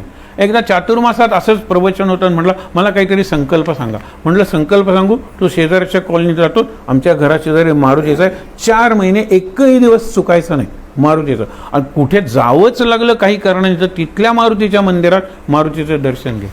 एकदा प्रचंड पाऊस, चातुर्मास म्हणजे आषाढ श्रावण वगैरे, प्रचंड पाऊस. रात्री 11, 11:30 वाजले असतील. मी कार्यक्रमावरून परत येतो आणि ह्याला म्हटलं अरे तू थांबाव गाडी, म्हणलं सायकलवरून येत होता वगैरे. सर झोपलोन आठवण झाली, आज मारुतीचं दर्शनच घेतलं नाही. बघा हे जे आहे ना निग्रह, त्याच्यामुळे हे चमत्कार करतात. चमत्कार शब्दच वापरू नका. तुम्हाला सांगतो चमत्कार नाही आहे, अपघात नाही आहे, योगायोग नाही आहे, अकस्मात मात्र आहे. आणि अकस्मात म्हणजे ते घडणार होतं, ते अचानक घडलं म्हणून अकस्मात. हे अपघात वगैरे घडणारच असतात हो. हा चुकीचा येतो म्हणून अपघात घडतो. आता अपघात त्यालाच का घडला, मलाच का घडला नाही, या प्रश्नाला काही अर्थ नाही. माझ्या डेस्टिनीमध्ये अपघात नाही आहे, तुझ्या डेस्टिनीमध्ये लवकर अपघात होता. पण त्या लवकर छोट्याशा जीवनात तू खूप मोठं काम करून गेला. मी एवढं जगलो पण मला काहीच करता आलेलं नाही आहे, ही सुद्धा डेस्टिनीच आहे ना. विचार करा तुम्ही. आणि म्हणून अकस्मात हे जे 6 श्लोक आहेत, आपण पुन्हा मी तुम्हाला वाचून दाखवतो म्हणजे तुम्हाला जास्त अर्थ कळेल. मना सांगपा रावणा काय झाले. रावणाचं काय झालं? रावणाचं राज्य लंकेत होतं. अरे काय मूर्ख होता. पण रावणाच्या बहिणीचे नाक आणि कान कुठे कापले गेले? नाशिकला. आणि नाशिक आहे कुठे? महाराष्ट्रात. महाराष्ट्र आहे कुठे? भारताच्या मध्यावर. तिथे त्याची बहीण होती आणि मोठा तिचा संचार चालू होता. खरं, दूषण, सुबाहू, मारीच, असंख्य राक्षस ते कुठे होते? नाशिकपर्यंत, म्हणजे अर्ध्या भारतात होते. तिथपर्यंत रावणाचे राज्य होतं. मध्ये वाली रावणाचा मित्र होता. म्हणजे लंकेपासून ते विंध्यापर्यंत, डाऊन द विंध्यास म्हणतात. विंध्या म्हणजे अर्धा भारत आहे. तो ओलांडून जाणं त्यावेळेला अवघड होतं, पण इथपर्यंत आतंक होता रावणाचा. अरे काही राक्षसांना खाणारे ते, त्यांचे राक्षस माणसांना खाणारे होते, ऋषींना खात होते, ऋषी कुमारांना खात होते. सगळा विषय वाढेल म्हणून सांगत नाही. पण मना सांगपा रावणा काय झाले? हे राज्य अकस्मात ते राज्य सर्वही बुडाले. सीतेला त्यांनी नेली जवळजवळ 9-10 महिने, पण शेवटच्या 2 महिन्यात सीतेचा शोध लागला आणि लंका हे करून वगैरे काही दिवसात होत्याचं नव्हतं झालं. तो म्हणत होता माझा जो मुलगा इंद्रजित आहे, ज्याने इंद्राला जिंकलेला आहे, तो हे पायी लढणाऱ्या रामाकडे रथ कुठे होता? राम पायी लढत होता आणि इंद्रजिताचा रथ आकाशात जाऊन अदृश्य होत होता, म्हणून त्यांनी इंद्राला मारलं होतं. पण ह्या ना काय, इंद्रजिताला 2 जण मारू शकत होते, लक्ष्मणाने हनुमान. हनुमान म्हणला हे कार्य लक्ष्मणाला करू दे. आता एक सहज तुम्हाला चातुर्मासाचा म्हणून एक संदेश सांगतो. इतकं इंद्रजित, त्याला कोण? इंद्रजित म्हणजे इंद्राला जिंकलेला इंद्रजित. त्याला कोण मारू शकत होतं? जितेंद्रिय, ज्यांनी इंद्रियानं जिंकलेलं आहे. जितेंद्रिय 2 जण. तुम्हाला आश्चर्य वाटेल, 14 वर्ष वनवासात लक्ष्मण निराहार आणि निर्निद्रा होता. 14 वर्षात तो झोपला नाही, उभ्या नाही. कारण केव्हाही रामाची, कारण रानात वगैरे अरण्यात होता, एखादं जनावर आलं म्हणजे, एखादा राक्षस आला म्हणजे तो जागा होता. आणि रामाची सेवा करायला जगायला पाहिजे तेवढंच तो खात होता. त्याला निराहार म्हणतात, निर्निद्रा. 14 वर्ष लक्ष्मण होता. त्याने आपल्या इंद्रियांवर विजय मिळवला होता आणि शेवटी लक्ष्मणाने इंद्रजिताला मारलेला आहे. राम नव्हता मारू शकत, रामाबरोबर सीता होती ना. विचार करा तुम्ही, लक्ष्मणा मारला, कारण हनुमान म्हणाला मी नंतर मारीन रे, तू आधी मार. लक्ष्मणाने इंद्रजित ज्या वेळेला मारला गेला त्यावेळेला रावणाला कळलं की आता मात्र आपला अंतकाळ जवळ आलेला आहे. आपण काय मिळवायचं ते तुम्हाला सांगतो. मग आता कुंभकर्ण उरलेला होता, त्याला उठवलं. तो म्हटलं काय छान झोप लागली होती रे, 3 महिनेच झाले होते फक्त झोपून, त्याची 6 महिने झोप होते ना, म्हणजे कुठे गुलाबी झोप लागली होती. आणि अशा वेळेला उठवलं मला. उठवून का उठवलंस? अरे इंद्रजित मेला मरू दे म्हणतो. तुला सांगतो त्या सीतेला परत पाठव सन्मानपूर्वक, राम तुला क्षमा करेल आणि राम तू मित्र झाल्यानंतर जगाचं कल्याण होईल. तेवढं मात्र सांगू नको. ते सांगायला का मी तुला बोलवलंय? मग एक तुला युक्ती सांगतो. आपल्याकडे विद्युत जिव्ह, नीट ऐका, विद्युत जिव्ह नावाचा एक आर्किटेक्ट आहे, म्हणजे तो सगळं निर्माण करतो. अँड तो he is creator of breathing mask. Mask म्हणजे आपला मुखवटा असतो, पण हा ब्रीदिंग म्हणजे जिवंत मुखवटा. म्हणजे तू वर्णन कर त्याप्रमाणे तो मुखवटा. आपल्याकडे सुद्धा सध्या असे असतात ना रबराचे मास्क वगैरे, ज्या व्यक्तीचा ती व्यक्तीच आपल्याला दिसते. आपल्याला सस्पेन्समध्ये असं बऱ्याच वेळा दाखवतात मूव्हीजमध्ये. तर तसा कर. तो म्हटला मूर्खा, हे काही मी केलं नाही का? विद्युत जीवाला सांगितलं रामासारखा कर. विद्युत जीव म्हणतो मी रामाला बघितलाच नाही, तर कसा करू? मग तू सांग वर्णन. रावण म्हणतो मी तरी कुठे रामाला बघितलंय. मग कुणी बघितलं? इंद्रजितांनी सुद्धा बघितलेलं नाही. बघितलंय शूर्पणखेनं. आणि ती म्हणाली त्याला इतकं चांगलं बघितलंय कारण त्याला सांगितलं लग्न माझ्याशी कर. ही काय? म्हणून तो म्हणतो की आपण हिला मारायला नको, नोटीस पाठवूया रावणाला की इथपर्यंत तुझ्या येतोय. ऋषींना आतंक, ऋषी आणि यज्ञ यांच्या रक्षणासाठी रामाचा जन्म आहे. रामाचा जन्म अयोध्येत राज्य करण्यासाठी नाही आहे, हे लक्षात ठेवा. त्याच्यासाठी आहे तो. आणि बहिणीला जर असं विद्रूप करून पाठवलं तर रावण चिडेलच आणि आपल्याला येईलच युद्ध करायला. आपल्याला कारण मिळेल आणि आपण त्याचा संहार करू. हे रावणाचं गणित आहे. म्हणून विद्रूप करून सोडलं आणि ती गेली तसे रडत वगैरे. मी सांगते रामाचं वर्णन. आणि त्यांनी त्याप्रमाणे मास्क तयार केला. तो इतका जिवंत वाटत होता की शूर्पणखा म्हणली अरे तू रामच दिसतोयस.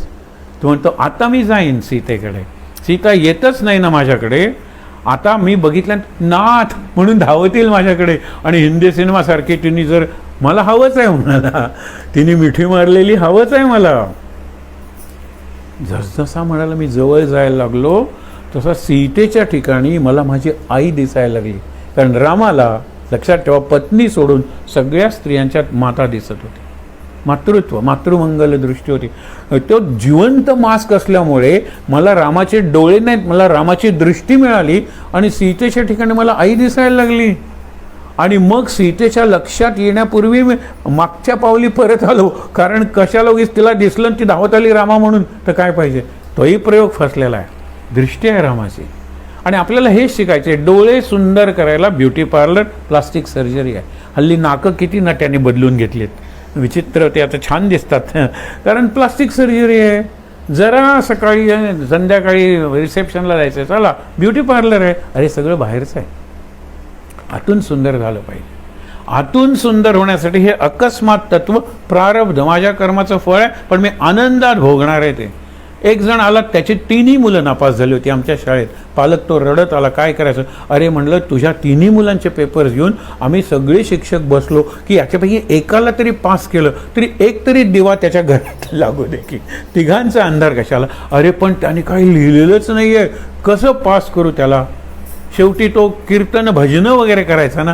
काय सर शेवटी ठेविले अनंते तैसेची राहावे, ठेविले अनंते तैसेची राहावे. रडत म्हणतो अरे चित्ती असू द्यावे समाधान. तुझ्या मुलाला पुढच्या वर्षी शाळेतून काढ किंवा याच वर्षी काढ, त्याला मेकॅनिककडे पाठवूया, तो चांगली कार्स वगैरे दुरुस्त करेल. खरंच तुम्हाला सांगतो, प्रत्येक माणूस काही शिकण्यासाठी असतो का? मॅथ्स वगैरे शिकण्यासाठी असतो का? नाही. बाकीच्या अनेक गोष्टी शिकण्यासारख्या आहेत. हे हल्ली आई वडिलांना पटायला लागलेलं आहे. ही फार चांगली गोष्ट आहे. तुला जमत नाही ना ते, चल. अरे किती जणांनी ब्युटी पार्लर काढलेले आहेत.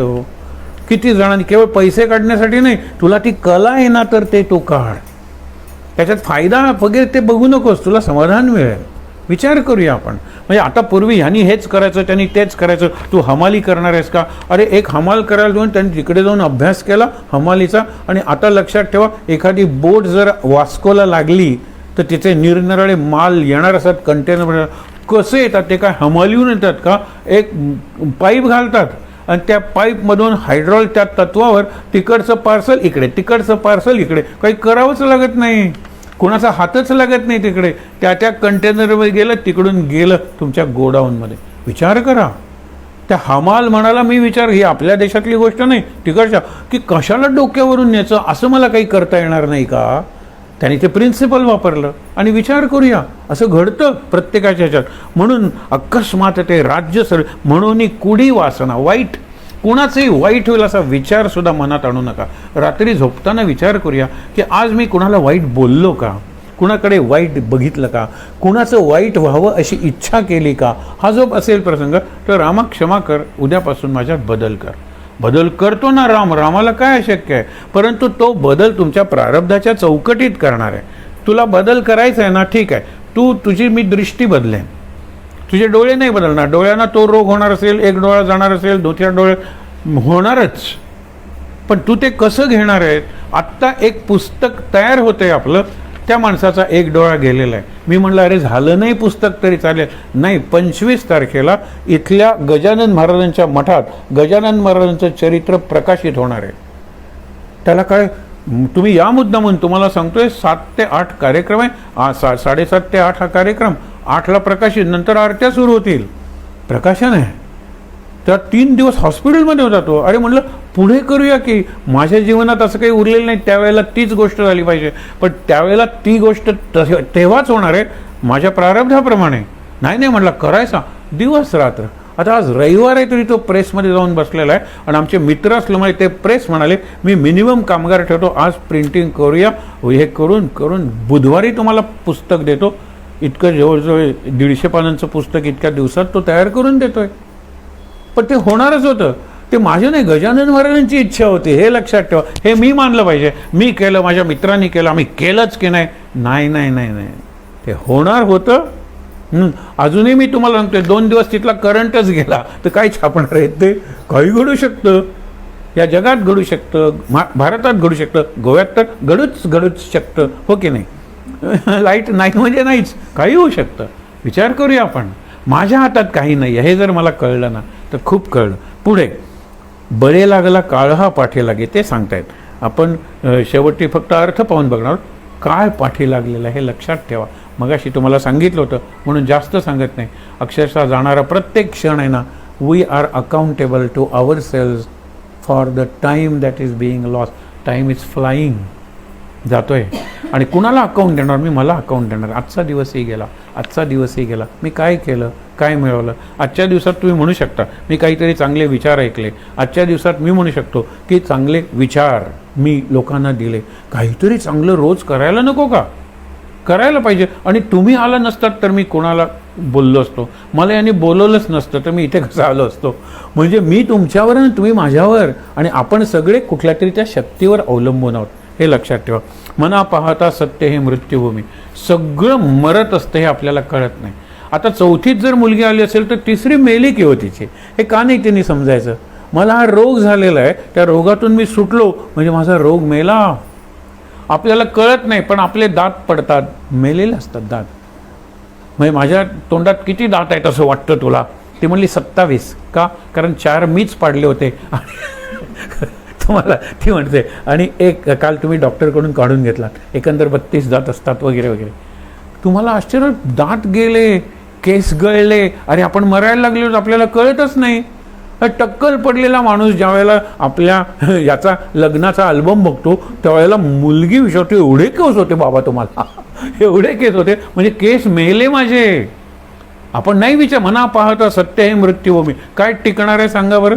सगळं टिकतं. माझं कार्य टिकतं, मी लोकांसाठी केलेली सेवा टिकते, मी जे लोकांचं कल्याण करतो ते टिकतं, लक्षात ठेवा. माझे विक्रम मोडले जातात, त्या विक्रमादित्य वगैरे म्हणून मला काय रे इतिहासात कुठेतरी नोंद होते. लक्षात कोण राहतात तीच माणसं राहतात. ते म्हणतात ना की जो दुसऱ्यासाठी मरतो तो जगतो आणि स्वतःसाठी जगतो तो मरतो, तो मेलेलाच असतो जिवंत असताना. पुढे बघा, जिता बोली ती सर्व ही जीव मी जिवंत आहेत म्हणून, आणि चिरंजीव हे सर्वही मानिताती अकस्मात सांडून या सर्व जाती. कोण चिरंजीव होतात? आता आपण ज्यांची नावं घेतली, मग तो सायंटिस्ट असेल, तो खेळाडू असेल, चिरंजीव झाले. मरे एक त्याचा दुजा शोक व्हाय. हे आपण लक्षात ठेवलं पाहिजे. हल्ली आपण शोक कमी करतो.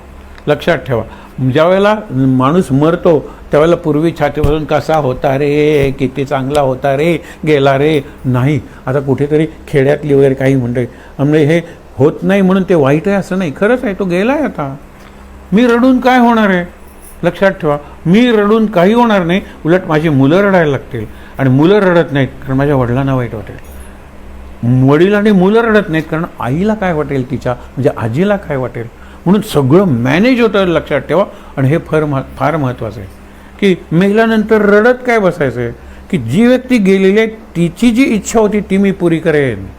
आणि ही कमिटमेंट द्यायची असते, त्याला श्राद्ध म्हणतात. श्राद्धामागून श्राद्ध करतो. अरे वडिलांना तू कमिटमेंट करतोस का? बाबा तुमच्या पुढच्या श्राद्धापर्यंत तुमचं अक्षर चांगलं होतं, मी चांगलं अक्षर म्हणेन. बाबा तुमचं इंग्रजी चांगलं होतं, मी माझं इंग्रजी. बाबा तुम्हाला वाचनाची आवड होती, मी वाचन करेन. अशी कमिटमेंट नाही, श्राद्ध करायचं. आणि नंतर म्हणायचं काय रे इथे ब्राह्मण जेवले म्हणजे तुमचे तिकडचे तृप्त झाले का? कसे रे तृप्त झाले? परवा मी एक डायलॉग ऐकला, खरंच. अरे तुझे वडील मी म्हणताना ऐकले की आठवड्यातून एक सोमवार का येतो, म्हणजे तुम्हाला कळलं असेल. त्यांना शाकाहार सहनच होत नव्हतं, सहनच होत नव्हता. आणि तो कावळा त्यांचा शिवावा म्हणून सगळा शाकाहारी एक निदान भाजलेला बांगडा तरी ठेव, येतो की नाही कावळा बघ. अहो हल्ली कावळे येतच नाही, सगळे शिवराक. आणि ते 3 वाजता ते सगळं संपायचं. कावळ्यांना काही दुसरीकडे आमंत्रण नसतं, येतच नाहीत ते, खरंच तुम्हाला सांगतो. म्हणून एका भटानी गोव्यातला मी विनोद करत नाही आहे, कावळ्याच्या आवाजाचं इतकं सुंदर नाटक करतो. एखादा येतो कावळा आणि आला नाही ना तर मार्ग आहेच ना, जे गवत बांधलेलं असतं, दर्भ म्हणतात त्याला, त्या दर्भाचा कावळा करायचा, त्याची चोच टुक केलं झालं. मी याच पद्धतीनं सांगतो कारण त्याच्यापेक्षा जास्त काही महत्त्व नाही त्याला. अरे वडिलांचं मला स्मरण होत नाही, वडिलांवर माझी श्रद्धा नाही आहे. बघा ना, वडील माझे दारूड होते पण काय चित्रकार होते, वडील माझे व्यसनी होते पण त्याच्यासारखा माणूस नाही. अजून लोक त्यांची आठवण करतात, संकट आलं की पहिल्यांदा ते धावून जायचे. विचार करा, म्हणजे मी काहीच चांगलं माझ्या वडिलांच्यात दिसत नाही, मला कोणाच्यात काही चांगलं दिसत नाही. आणि मग त्याचं कमिटमेंट द्यायला त्याला श्राद्ध म्हणलेलं आहे दरवेळेला. जाऊ दे पुढे. मरे एक त्याचा दुजा शोक व्हाय अकस्मात तोही पुढे जात आहे. गमतीदार प्रसंग घडला. हे श्लोक का लिहिले? कारण उत्सव होता रामाचा आणि शिवाजी महाराजांच्याकडून शिधा यायचा, तो आलाच नाही महिनाभर आधी. कारण तांदूळ वगैरे निवडावे लागायचे, पाणी वगैरे व्यवस्था, अंथरुण पांघरुण धुवून. अहो हजारो लोक यायला लागले ना रामदास जिवंत असताना. मग कशी व्यवस्था? आणि शिवाजी महाराज कुठल्या तरी लढाईत होते आणि शिधा राहिला.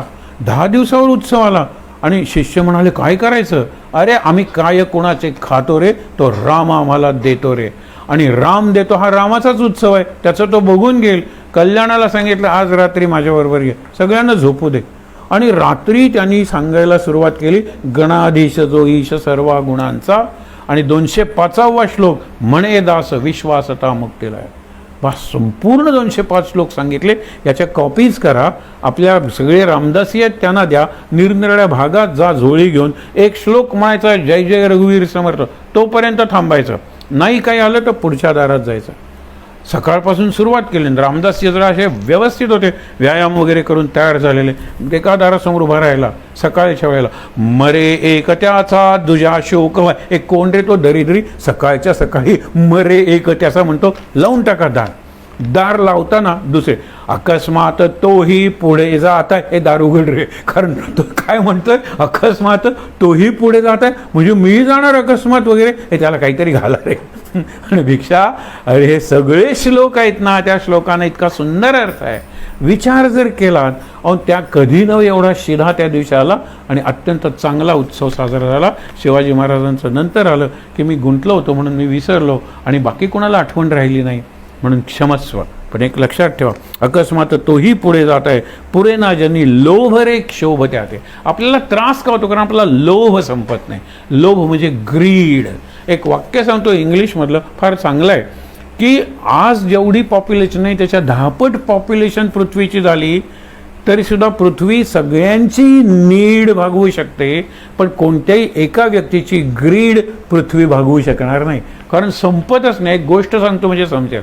राजाला अहंकार झाला होता, माझ्यासारखा दानी कोणी नाही, माझ्या दारातून कोणी अतृप्त परत जात नाही. गुरु म्हणाला, राजा चांगला आहे माझा शिष्य, पण त्याला अहंकार झाला तर त्याचा नाश होईल. म्हणून एकदा गुरुच आला, ओम भवती भिक्षांदेही.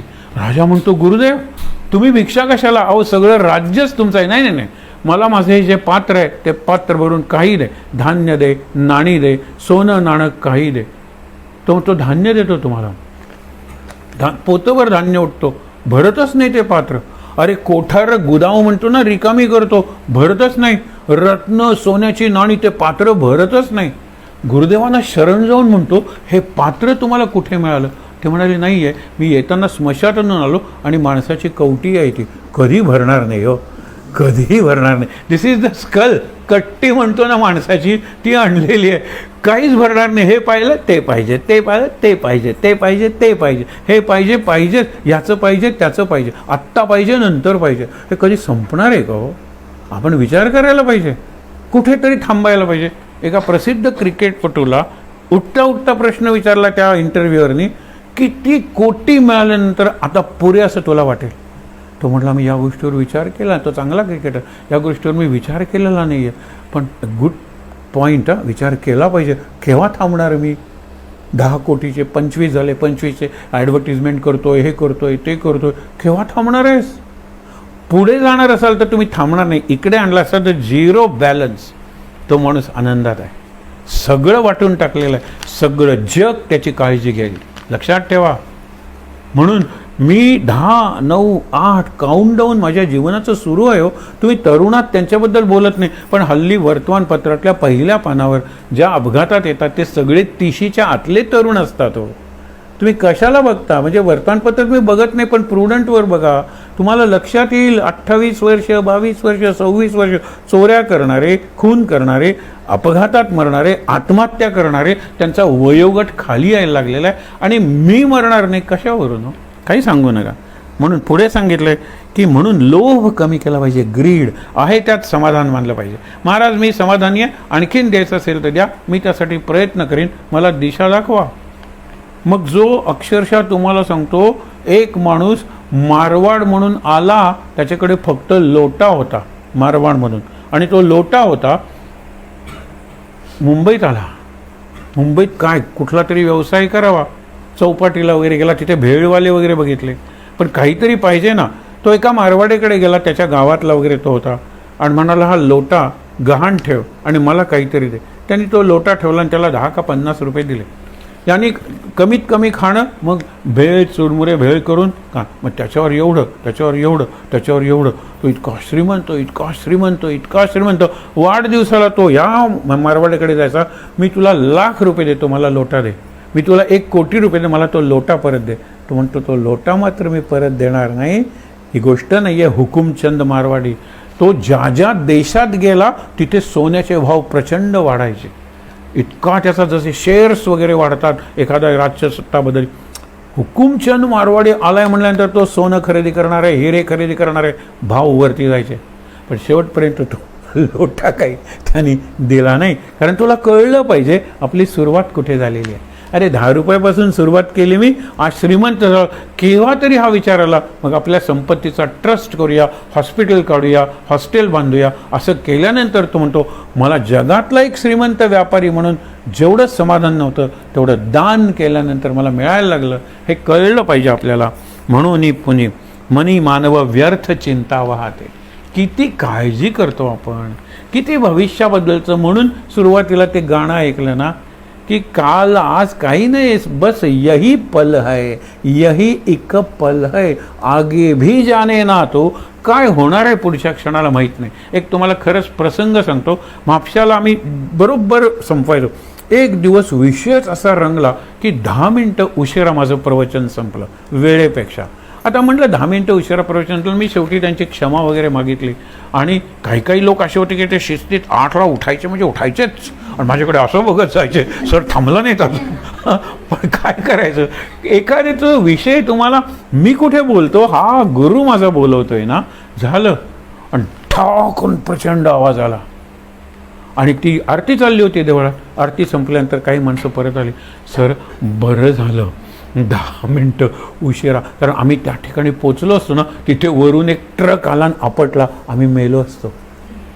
आम्ही त्या स्पॉटला उशिरा पोचलो, आमच्या देखत 10 मिनटं प्रवचन जा हे सांगायला परत आलो की तुमच्यामुळे आमचे प्राण वाचले. म्हटलं बापरे, उद्या 20 मिनटं उशीर करतो.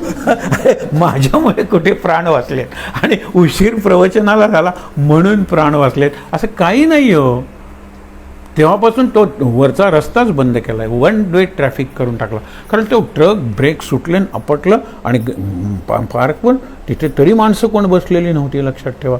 आम्ही तिथेच पोचलो असतो, मरणारच नव्हते ते. तो ट्रक त्यावेळेला आपटणारच होता आणि हे त्यावेळेला तिथे पोचणारच नव्हते, कारण सप्रे सरांचं प्रवचन संपणारच नव्हतं. काय सांगू तुम्हाला हो, किती सांगू, या गोष्टी आपल्या हातात नाही आहेत. मनी मानव व्यर्थ चिंता वाहते. चिंता करतो ना तो माणूस जिवंतपणी मेलेला असतो. मेलेल्याला चिता जळते, जिवंत असलेल्याला चिंता जळते. फरक फक्त अनुस्वाराचा आहे, फक्त अनुस्वाराचा आहे. म्हणून विचार करा, अकस्मात होणारं होऊनही जाते आणि नंतर तू काय करणार आहेस. फक्त अरे काय सुंदर सत्यम शिवम सुंदरम दूरच्या मंदिरातून येते आणि हा मुंबईहून आलेला इंजिनियर तिथे धरण बांधलं जाते आणि आता रात्रपाडून येऊन झोपणार इतक्याच सकाळच्या वेळेला घंटांचा आवाज आणि सत्यम शिवम सुंदरम. तो जातो, इतका गोड आवाजच मी ऐकला नव्हता. आणि एक जण गाती आहे आणि सगळेजण ते आरती वगैरे करतायत वगैरे. तो प्रेमात पडतो तिच्या आणि अर्धा चेहरा वगैरे झाकलेला फार सुंदर दिसत होती ती. आणि एक दिवस ती म्हणते की नको माझ्या प्रेमान, तू मला काय करणार आहेस, घेऊन जाणार आहेस का. नाही, इथे असते तोपर्यंत प्रेम करशील, मजा करशील आणि तू आपल्या गावाला निघून जाशील पुढे. तर तो म्हणतो नाही नाही मी वचन देतो तुला वगैरे. तर ती म्हणते अर्ध सत्य तुला माहीत आहे, पूर्ण सत्य तुला माहीत नाही आहे. कारण एकदा पुऱ्या तळत होते मी लहानपणी, माझे वडील गेलेले होते, वडील आणि मी जायचो यशोमती मैया को, माहीत आहे ना तो सिनेमा. हा आम्ही नाचायचे. आता मी मोठी झाले, वडील येणार होते, कोणाचा तरी वाढदिवस असेल तिचा किंवा वडिलांचा, म्हणून मी पुऱ्या तळत होते. इतक्यात वडील आल्यानंतर बापरे बाबा लवकर आले म्हणून पुऱ्या टाकल्या, तेल उसळलं, अर्धा चेहरा तेलाने जळला आणि आगीच्या खुणा फार भयंकर. हल्ली प्लास्टिक सर्जरी, पूर्वी काय हो भयंकर दिसतं ते, म्हणून मी तो अर्धा चेहरा झाकलेला आहे. सत्यम काय ते तुला सांगितलं. जे झालं त्यावेळेला शिवम चांगली कृती मी करत होते, वडील आले, वडिलांना सरप्राईज. पण सुंदरम राहिले का मी. त्यावेळेला तो म्हणतो की मी कुठे तुझ्या चेहऱ्यावर प्रेम करतोय, मी तुझ्या आवाजावर प्रेम करतो. आणि मी त्यानंतर तो स्वीकारतो. तो सिनेमा म्हणून असेल, पण लक्षात ठेवा की अचानक ते झालं, अकस्मात. आणि अकस्मात हा इंजिनियर येतो काय आणि तिच्याशी लग्न करून तिला घेऊन जातो काय. अकस्मात. मनी मानव व्यर्थ चिंता वाहते, अकस्मात होणार होऊन जाते. घडे भोगणे सर्वही कर्मयोगे, मती मंदते खेदमानी वियोगे. कशाला हा गेला, आत्ता आपल्याला पाहिजे होता. अरे मूर्ख आहे, तो जाणारच होता. Exit was certain. आणि हे आले म्हणून बरं झालं. अरे एंट्री वॉज डिसाइडेड. तो आला, हा गेला, याच्यासाठी रडूया, त्याचं स्वागत करूया. चिंता करू नका, येतील की नाही वेळेवर, ते त्याच वेळेला पोचणार आहेत. आणि त्या वेळेला पोचण्यात काही ज्या घटना घडणार आहेत इथे तिथे त्या घडणारच आहेत. विचार करा तुम्ही. आणि म्हणून तुम्हाला सांगतो, घडे भोगणे सर्व ही कर्मयोगे, मती मंदते खेद मानी वियोगे. आता तुम्हाला एक सांगतो, मगाशी साधं हे फळ पडलं ॲपल म्हणून तो विचार करायला लागला. इतके नारळ गोव्यात आहे, तो अगदी पूर्वीपासून विचार करा, कुणाचे डोक्यावर नारळ पडला नसेल का हो. आणि तो जर जिवंत राहिला असेल तर त्याने का नाही विचार केला हा, सांगा बरं. आमची एक विद्यार्थिनी वडिलांची वाट पाहत बसते, मांडवी पूल पडलेला आहे 1986. सध्या ती इंग्लंडमधून आलेली आहे म्हणून तुम्हाला सांगतो. आणि ती वडिलांची वाट बघते, स्कूटरवर अशी करून नारळ पडला वरून आणि वाचली. तुम्ही म्हणता नाही डॉक्टर जिंदाल होते म्हणून वाचली, अरे ती वाचणारच होती, जिंदालने सगळ्यांना कोणाला वाचवलं. पण झालं काय माहिती आहे ना, ही डल वाटणारी मुलगी त्या नारळाच्या इम्पॅक्टमुळे इतकी हुशार झाली, इतकी म्हणजे आज सगळं स्ट्रक्चर बदललं. अहो खरंच आमचा विश्वास बसे ना. बेंगलोरला ती नंतर शिकायला गेली, ती म्हणाली एक नवीन इनोव्हेशन तुम्ही आणा, आयडिया आणा, कन्सेप्ट आणा. नंतर ती म्हणाली काही नाही, आम्ही हेल्मेट घातली तर घुसमटतो आणि शेवटी पाऊस आल्यामुळे आम्हाला दिसत नाही, म्हणून बारके वायपर्स आणि ती बॅटरी ती ह्याच्या चष्म्याच्या फ्रेममध्ये बसवायची आणि याला wipers tang tang tang tang. Concept, फक्त कन्सेप्ट होता. ती कन्सेप्ट त्याचा सिलेक्ट झाला. नंतर त्याच्याप्रमाणे वस्तू म्हणजे इंग्लंडला गेली शिकायला, लग्न झालं, आता ती तिकडे आहे, मुलगा प्रचंड हुशार आहे तिचा. हे सगळं घडलं ना. अचानक होऊन जातं मनी. त्यावेळेला काय अरे म्हणलं तुमच्या घरात गुरूंचं स्थान आहे, मला कशाला विचारता, होणार ते होणार.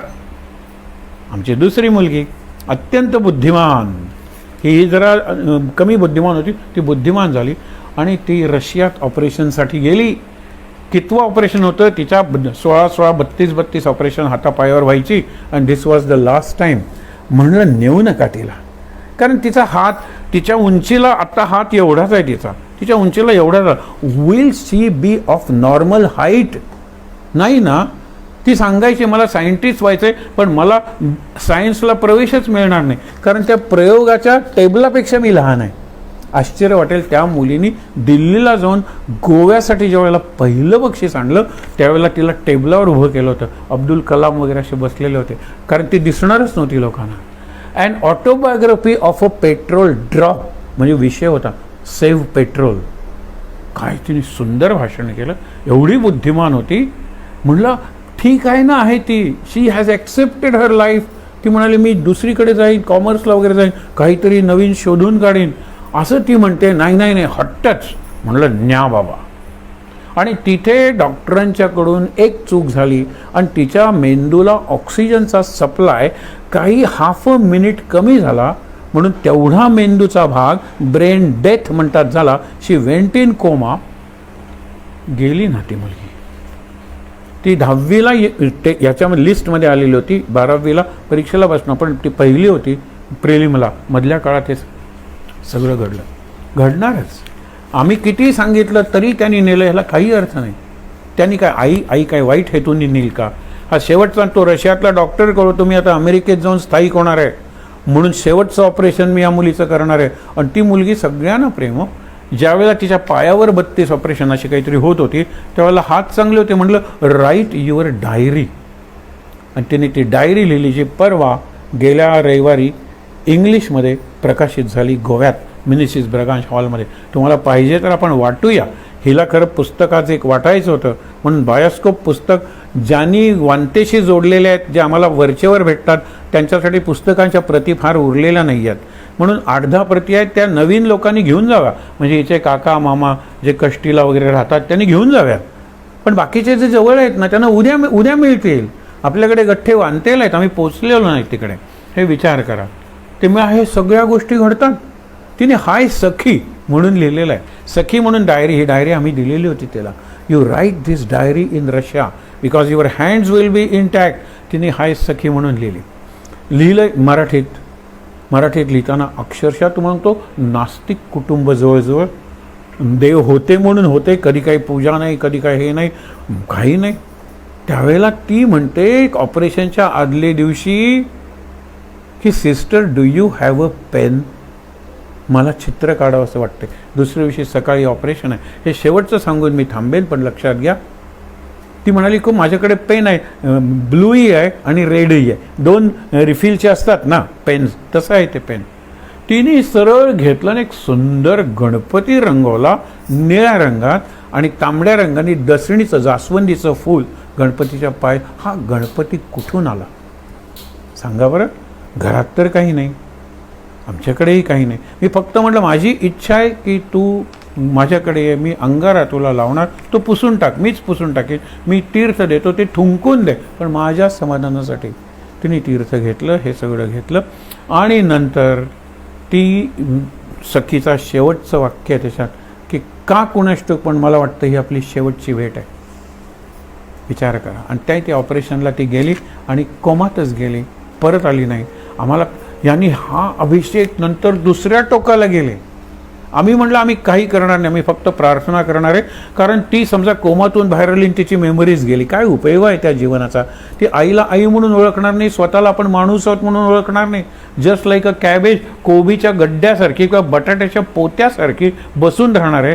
त्याला काय आहे का, योग्य असेल ते करा, एवढीच प्रार्थना आम्ही केली, सगळ्या शाळेंनी केली. खूप मोठी गोष्ट आहे ती गोष्ट मुद्दामून वाचा. मराठी पुस्तकाचं नाव आहे एक कळी उमलतानाच. English nipped in the bud. तुम्ही वाचा, इंग्रजी तुम्हाला कळत असेल ती इंग्रजी आणून देतो, सुंदर आहे ते. त्या मुलीने ती 16 वर्षाच्या वयाची असताना गेली, पण आम्हाला जीवन म्हणजे काय दाखवलं. शेवटपर्यंत शी वॉज ऑप्टिमिस्टिक. कधी रडली नाही, कधी निगेटिव्ह नाही. रशियन शिकली, त्या रशियन हॉस्पिटलमध्ये सगळ्यांची आवडती होती, सगळ्यांची आवडती होती. आणि शेवटचं, जयाचेनी संगे समाधान भंगे अहंता अकस्मा. आपलं समाधान जातो, आपण सिनेमा बघतो, काही अर्थ नव्हता, उगीच डोकं दुखतंय, कशाला पुढचा सिनेमा बघता. काही नाही होती, साधू तसंच वागतायत. 3 महिन्यापूर्वी बघितलं तोच प्रसंग आहे, मग आता पुढचे 3 महिने कशाला बघता. साधं आहे की नाही, सिरियस असतात तिथे असतात ते. रिकॅप म्हणून तुम्हाला पुन्हा टोपी घालतात, पुन्हा टोपी घालतात, रोज रिकॅप असतो. आपण केव्हा थांबणार आहोत सांगा बरं. मला चांगलं काय, ते यातून काय चांगलं मला मिळणार आहे. Do I have time to waste. आणि ह्याच्यावर कितीतरी चांगल्या सिरियल्स आहेत की, कितीतरी चांगले. मी तर आता असंच बघतो की उलटं करून ठेवतो मोबाईल, कारण फक्त ऑडिओ ऐकतो. आणि किती सुंदर प्रवचन आहेत, किती सुंदर गोष्टी सांगितल्या, किती सुंदर पुस्तकांची परीक्षण आहेत, सगळ्या भाषेत आहेत की हो. जोश टॉक्स तर तुम्ही ऐका, इंग्लिशमध्ये टेड टॉक, मराठीत जोश टॉक 10 मिनिटाचे 11 मिनिटाचे. परवा ती म्हणाली, मी एका वेश्येची मुलगी आहे, तुमच्यासमोर उभी आहे, हा केलेला आहे कोर्स, परदेशात गेलेली आहे. सांगते ती मला कुठल्या कुठल्या अनुभवातून जावं लागलेलं आहे, पण म्हणाली की जिद्द आहे. तुम्हाला खरंच सांगतो, अशा कितीतरी मुलींच्या कथा त्या जोश टॉक्समध्ये असतात. काढा ना जोश टॉक्स, ऐका ना. त्या बघितलं नाही तरी चालेल, बघून डोळ्यावर ताण येतो, ऐकताना काय हो सुंदर. फिरत फिरत ऐका, फिरणंही होईल, ऐकणंही होईल. हे अनुभवातून तुम्हाला सांगतोय, तुम्ही करा ना, ऐकण्यासारखं खूप आहे. शेवटचा श्लोक आहे, दिसे लोचनी ते नसे कल्प. जे डोळ्यांनी दिसतं ते कायमचं टिकणारं नसतं, जे दिसतं ते नसतं. दिसतं तसं नसतं हे नंतरच आहे. अरे पण जे दिसतं ते नसतं, कारण सतत ते नष्ट होत असतं, तुम्हाला दिसत नाही. 1 वर्ष दिसते. एका पुस्तकाचं नाव आहे सुंदर मी झाले, कारण दुसऱ्या एका नाटकाचं नाव आहे सुंदर मी होणार. आणि मग ती राजकन्या आहे, ती बसलेली आहे व्हील रिटर्न. सुंदर सिनेमा आहे तो, मराठीत, आणि त्याचं इंग्लिशीकरण झालेलं आहे, हिंदीकरणही झालेलं आहे. आणि तो तिला म्हणतो की बघ, तो प्रेम तिच्यावर करतो, दोघांच्यात प्रेम निर्माण होतं. आणि ती राजकन्या आहे, ती उठू शकत नाही आहे. सत्यकथा आहे ती. राजकन्या म्हणजे एका स्टेट, त्याची राजकन्या अलीकडच्या काळात. आणि तो म्हणतो, गाणं म्हणत जातो, ऐक माझं गाणं, ऐक त्यातले शब्द, इतका सुंदर आहे, ये फिजा ये समा. आणि मागे जातो जातो जातो आणि पलीकडे 2 पावलं टाकली असते तर तो खड्ड्यात पडणार असतो. तर ती म्हणते की पीछे मत हटो, उठते त्याला जाऊन धरते. उठली ना ती, उठली ती. तिच्यात उठण्याची शक्ती होती पायात, पण उठण्याची शक्ती नव्हती मनात. ज्यावेळेला मनात शक्ती आली की ज्याच्यावर माझं प्रेम आहे तो पुढचं पाऊल मागे टाकल्यानंतर मरणार आहे, मला त्याला जाऊन धरलं पाहिजे, ती आली आणि ती गाठली. सुंदर मी होणार, सुंदर मी. आणि सुंदर मी झाले बरोबर उलट आहे. 20, 40 आणि 60 या वाढदिवसांचे 3 फोटो मागे दिलेले आहेत. 20शीत ती इतकी सुंदर आहे, सिनेमात गेली असती तर नटी झाली असती, इतकी सुंदर आहे. 40शीत कॅन्सर सुरू झालेला आहे, पण तरीसुद्धा ती सुंदर आहे बऱ्यापैकी. 20शीतलं सौंदर्य अर्थातच नाही आहे. आणि 60ीत गेल्यानंतर ते केस वगैरे अशी. पण ती म्हणाले, आता सुंदर मी झाले. सौंदर्य म्हणजे काय कळलं. सौंदर्य is not external beauty. External beauty is deceptive. तुम्ही जी स्टेटस वगैरे घालतात आणि किती फसवतात लोक. प्रत्यक्षात आपली सगळ्यात मोठी फसवणूक झालेली आहे आपल्या टेनिस प्लेअरची. काय सांगायला पाहिजे का. तिकडे तो पाकिस्तानी क्रिकेटर प्रेमात पडतो आणि दुसरीच येते आणि दार उघडायला येते. तो म्हणतो की तू, अगं मी निराळीच आहे. ती म्हणते की मी तिचा हे वापरला, तिचा फोटो मी वापरला, पण तू निकाह जो केला आहेस आणि जो व्हॅलिड आहे तो माझ्याशी केलेला आहेस. तो म्हणतो मी तुझ्याशी नाही निकाह लग्न करू शकत. तो म्हणतो मग तलाक द्यायला पाहिजे. त्याच्यासाठी मला काही कोटी रुपये दिले पाहिजेत आणि मग त्याचं लग्न भारतातल्या टेनिस प्लेयरची झालं. सत्यकथा आहे होई. वाटेल तो तुम्ही वापरून आपली प्रोफाईल बनवू शकता. सगळंच खोटं आहे. दिसे लोचनी अकस्मात आकारले काळमोडी. अकस्मात आकारलेली, अरे घराच्या घरं पडतात, घराच्या घरं उद्ध्वस्त होतात. आपलं आजपर्यंत नीट आहे, उद्या काय आहे माहीत नाही. आजपर्यंत सगळं व्यवस्थित. आय प्लॅन माय फिनान्सेस. अरे जर्मनीत तो एक येतो, कारण सेकंड वर्ल्ड वॉर नंतर बँक्रप्सीमध्ये आलेली असते, तो 1,00,000 रुपयाची किंमत 1 रुपया करतो. आमच्यासारखी साधी माणसं असतात, त्यांचं जास्त नुकसान होत नाही. जे लक्षाधीश असतात ना, मिलियनियर, ते एकदम खाली येतात, हार्ट अटॅकनी मरतात बरेच जण. अरे कुठला काय निर्णय सांगता येत नाही. आपल्याकडे नोटा त्यांनी रद्द केल्या, त्याचा काही विशेष इफेक्ट झाला नाही. डिमॉनिटायझेशन, 100 रुपयाच्या नोटीची किंमत 1 रुपया, हे करावं लागेल कदाचित. डिमॉनिटायझेशन म्हणतात त्याला. काय होईल? किती जण मरतील? आणि शेअर्स वगैरे व अप डाऊन वगैरे यांचा बीपीवर परिणाम सगळं होतं. लावू नये, त्या नादाला लागू नये मिडल क्लासने. पण एक लक्षात ठेवा, अकस्मात आकारले काळमोडी. जे ठरवलंय ते अकस्मात झालं. पुढे सर्व जाईल, काही न राहे. शेवटची ओळ, मना संत अनंत शोधून पाहे. म्हणून जे अनंत आहे, जे टिकणार आहे, जे न बदलणार आहे, ते म्हणजे गुरुत्व आहे. गुरुची शक्ती आहे, ती बदलणारी नाही आहे. हे जग चालवणारी शक्ती आहे, ती बदलणारी नाही आहे. माझा पैसा बदलेल, माझं घर बदलेल, काय वाटेल ते वेळेला. घरावर वीज पडली, काय कोसळतात, मंदिराचे कळस कोसळतात. आणि वीज कुठे पडेल, काही गणित आहे का? आपण इथे लाईटनिंग कंडक्टर्स वगैरे लावलेले असतात. जाऊन तुमच्या गाडीवर असे किती 1-2 बातम्या येतातच. गाडीवर वीज पडली, सगळे मेले. पाण्यात गाडी गेली, अरे सध्या सेंट्रल लॉकिंग ना, उघडताच येत नाहीत गाड्या. गाडीत गुदमरून मेले. परवाची घटना आहे. आपले 4 मेलेत ना याच्यावरून, मांड्या जुवारी पुलावरून मरून बाहेरच येऊ शकले नाहीत, काचाच उघडल्या नाहीत. म्हणून सांगतो की जे मी माझं संरक्षण समजतो ना, तेच माझ्या मृत्यूला कारण शकतो.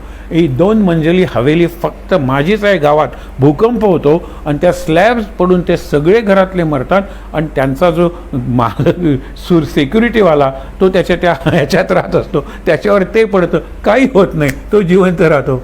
अरे मी कशाचा भरोसा धरणार आहे? सोडून आतला मी, माझा गुरु हा शेवटचा आहे. गुरु माझ्या आत आहे, मी आनंदात आहे. गुरुला सगळं माहीत असतं. माझ्या प्रारब्धाचे भोग तो भोगवतो, पण आनंदात भोगवतो. आधी माझी तयारी करून ठेवतो, मग ती घटना घडते. प्रत्येक बाबतीत असं घडतं. म्हणून आपण आता श्रावण संपतोय, आता गणपती येईल, गणपतीला प्रार्थना. आता कल्पना तो 2 वर्ष गणपती नीट झालेले नाहीत, यावर्षी धुळर आपण म्हणतो ते. अरे बाप रे, पुण्यातला पू सुद्धा उच्चारू नका, सगळं पुण्य निघून जाईल तुमचं. इतके प्रचंड लावलेले आहेत. हे परवा दिवशी आले पुण्याहून, केवढे ते डॉल्बी साऊंडची सुरुवात आहे. ही सुरुवात आहे, अजून त्यावेळेला गोकुळाष्टमी झालेली नव्हती. प्रचंड आवाज, लोकांना नाही. समोर हॉस्पिटल्स, जवळजवळ शेकडो पत्र आलेली आहेत परवा डॉल्बीचे जे सुरू झालेत रिहर्सल्स वगैरे, त्यावर प्रचंड. कसला गणपती हो, गणपती उंदीर त्याचा. आपल्याला कळतंय का खरा गणपती म्हणजे काय? विषय तो आज नाही आहे, पण लक्षात ठेवा. आपण अर्थ समजून घेऊया आणि अर्थ समजण्यासाठी असे ग्रंथ वाचूया, त्याच्यावर चिंतन करूया. कळलं नाही तर विचारूया ना. विचारायला आपल्या आजूबाजूला माणसं आहेत, निरनिराळे ग्रंथ आहेत. पण चिंता करू नका. लक्षात ठेवा, नेगेटिव्ह थिंकिंग हा मला दिलेला शाप आहे. काय निगेटिव्ह करतो? सगळीच नकारात्मकता, नेगेटिव्हिटी माझ्या जीवनात भरलेली नाही हो. I am positive, I am proactive, I am creative. Proactive म्हणजे तुझ्या आधी माझी तयारी आहे. कुठली वाईट घटना असली तरी आय एम प्रिपेअर्ड. दाखव माझे रिपोर्ट्स.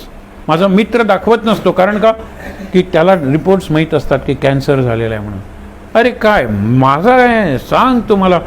हे सगळ्या गोष्टी आपण बघतो, ऐकतो. असे पेशंट्स असतात टाटाच्या हॉस्पिटलमध्ये, त्या वॉर्डला भेट द्या तुम्ही. कदाचित काही दिवसात मरणारे असतात, आनंदात असतात, आणि काही वर्षांनी, काही महिन्यांनी असतात, ते आत्ताच मेल्यासारखे असतात. 18व्या वर्षाचा तरुण, can you give me a flower? There is one aunty, तिच्या कुणीच भेटायला येत नाही. पण तू कोण आहेस? I am inmate of this ward. म्हणजे हो, टर्मिनल स्टेज आहे कॅन्सरची, मी काही दिवसांनी मरणार आहे. पण एक फ्लावर मला द्या, तुम्ही बुके आणलेला आहे, तो फ्लावर घेऊन तो त्या आंटीकडे जातो, सगळीकडे तो हे करत असतो, तो सगळ्यात लवकर मरणार असतो त्या वॉर्डमधला आनंदात आहे. आणि बाकीचे आता काय 80 वर्षाचे आजोबा आड्याकडे बघतायत, काही खरं नाही. अरे बापरे, 80 वर्ष जगलेला आहेत आणि हा 18 वर्षाचा. आपण स्वीकारूया आपलं जीवनात घडणाऱ्या घटना.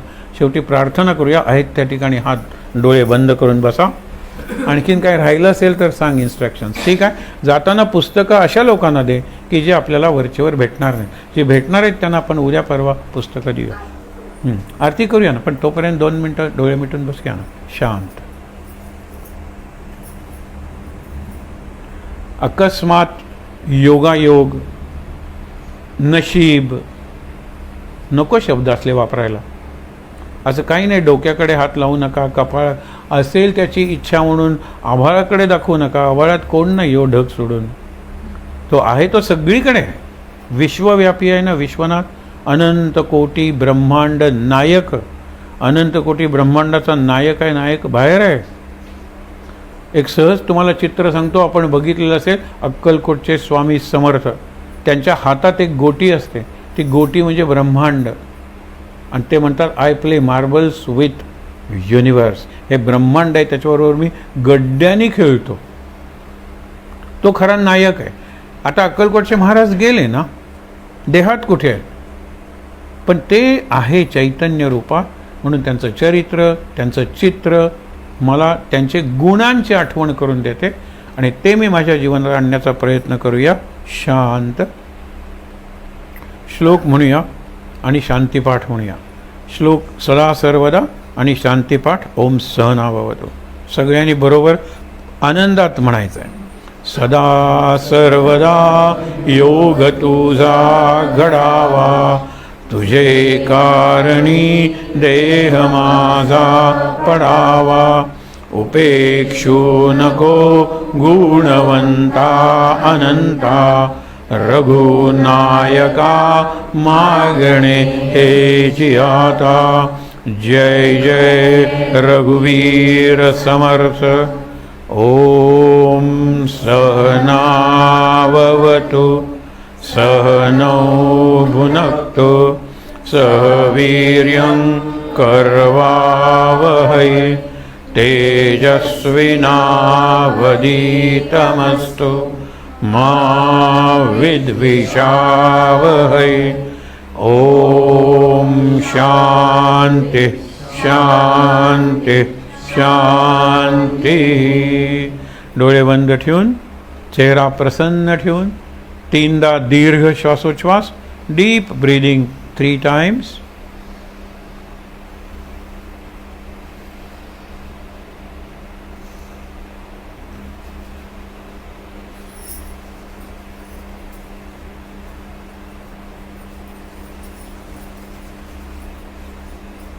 हातावर हात चोळूया. रब your hands and massage your face. ते हात चेहऱ्यावर, डोळ्यांवर चोळूया. अगदी सावकाश डोळे उघडून समोर सद्गुरूंची जी प्रतिमा आहे, साक्षात सद्गुरू आहेत समजून त्यांचं दर्शन घेऊया आणि इथे जमलेल्या सर्वांना नमस्कार करूया. शांत आनंद. महाराज महाराज महाराज.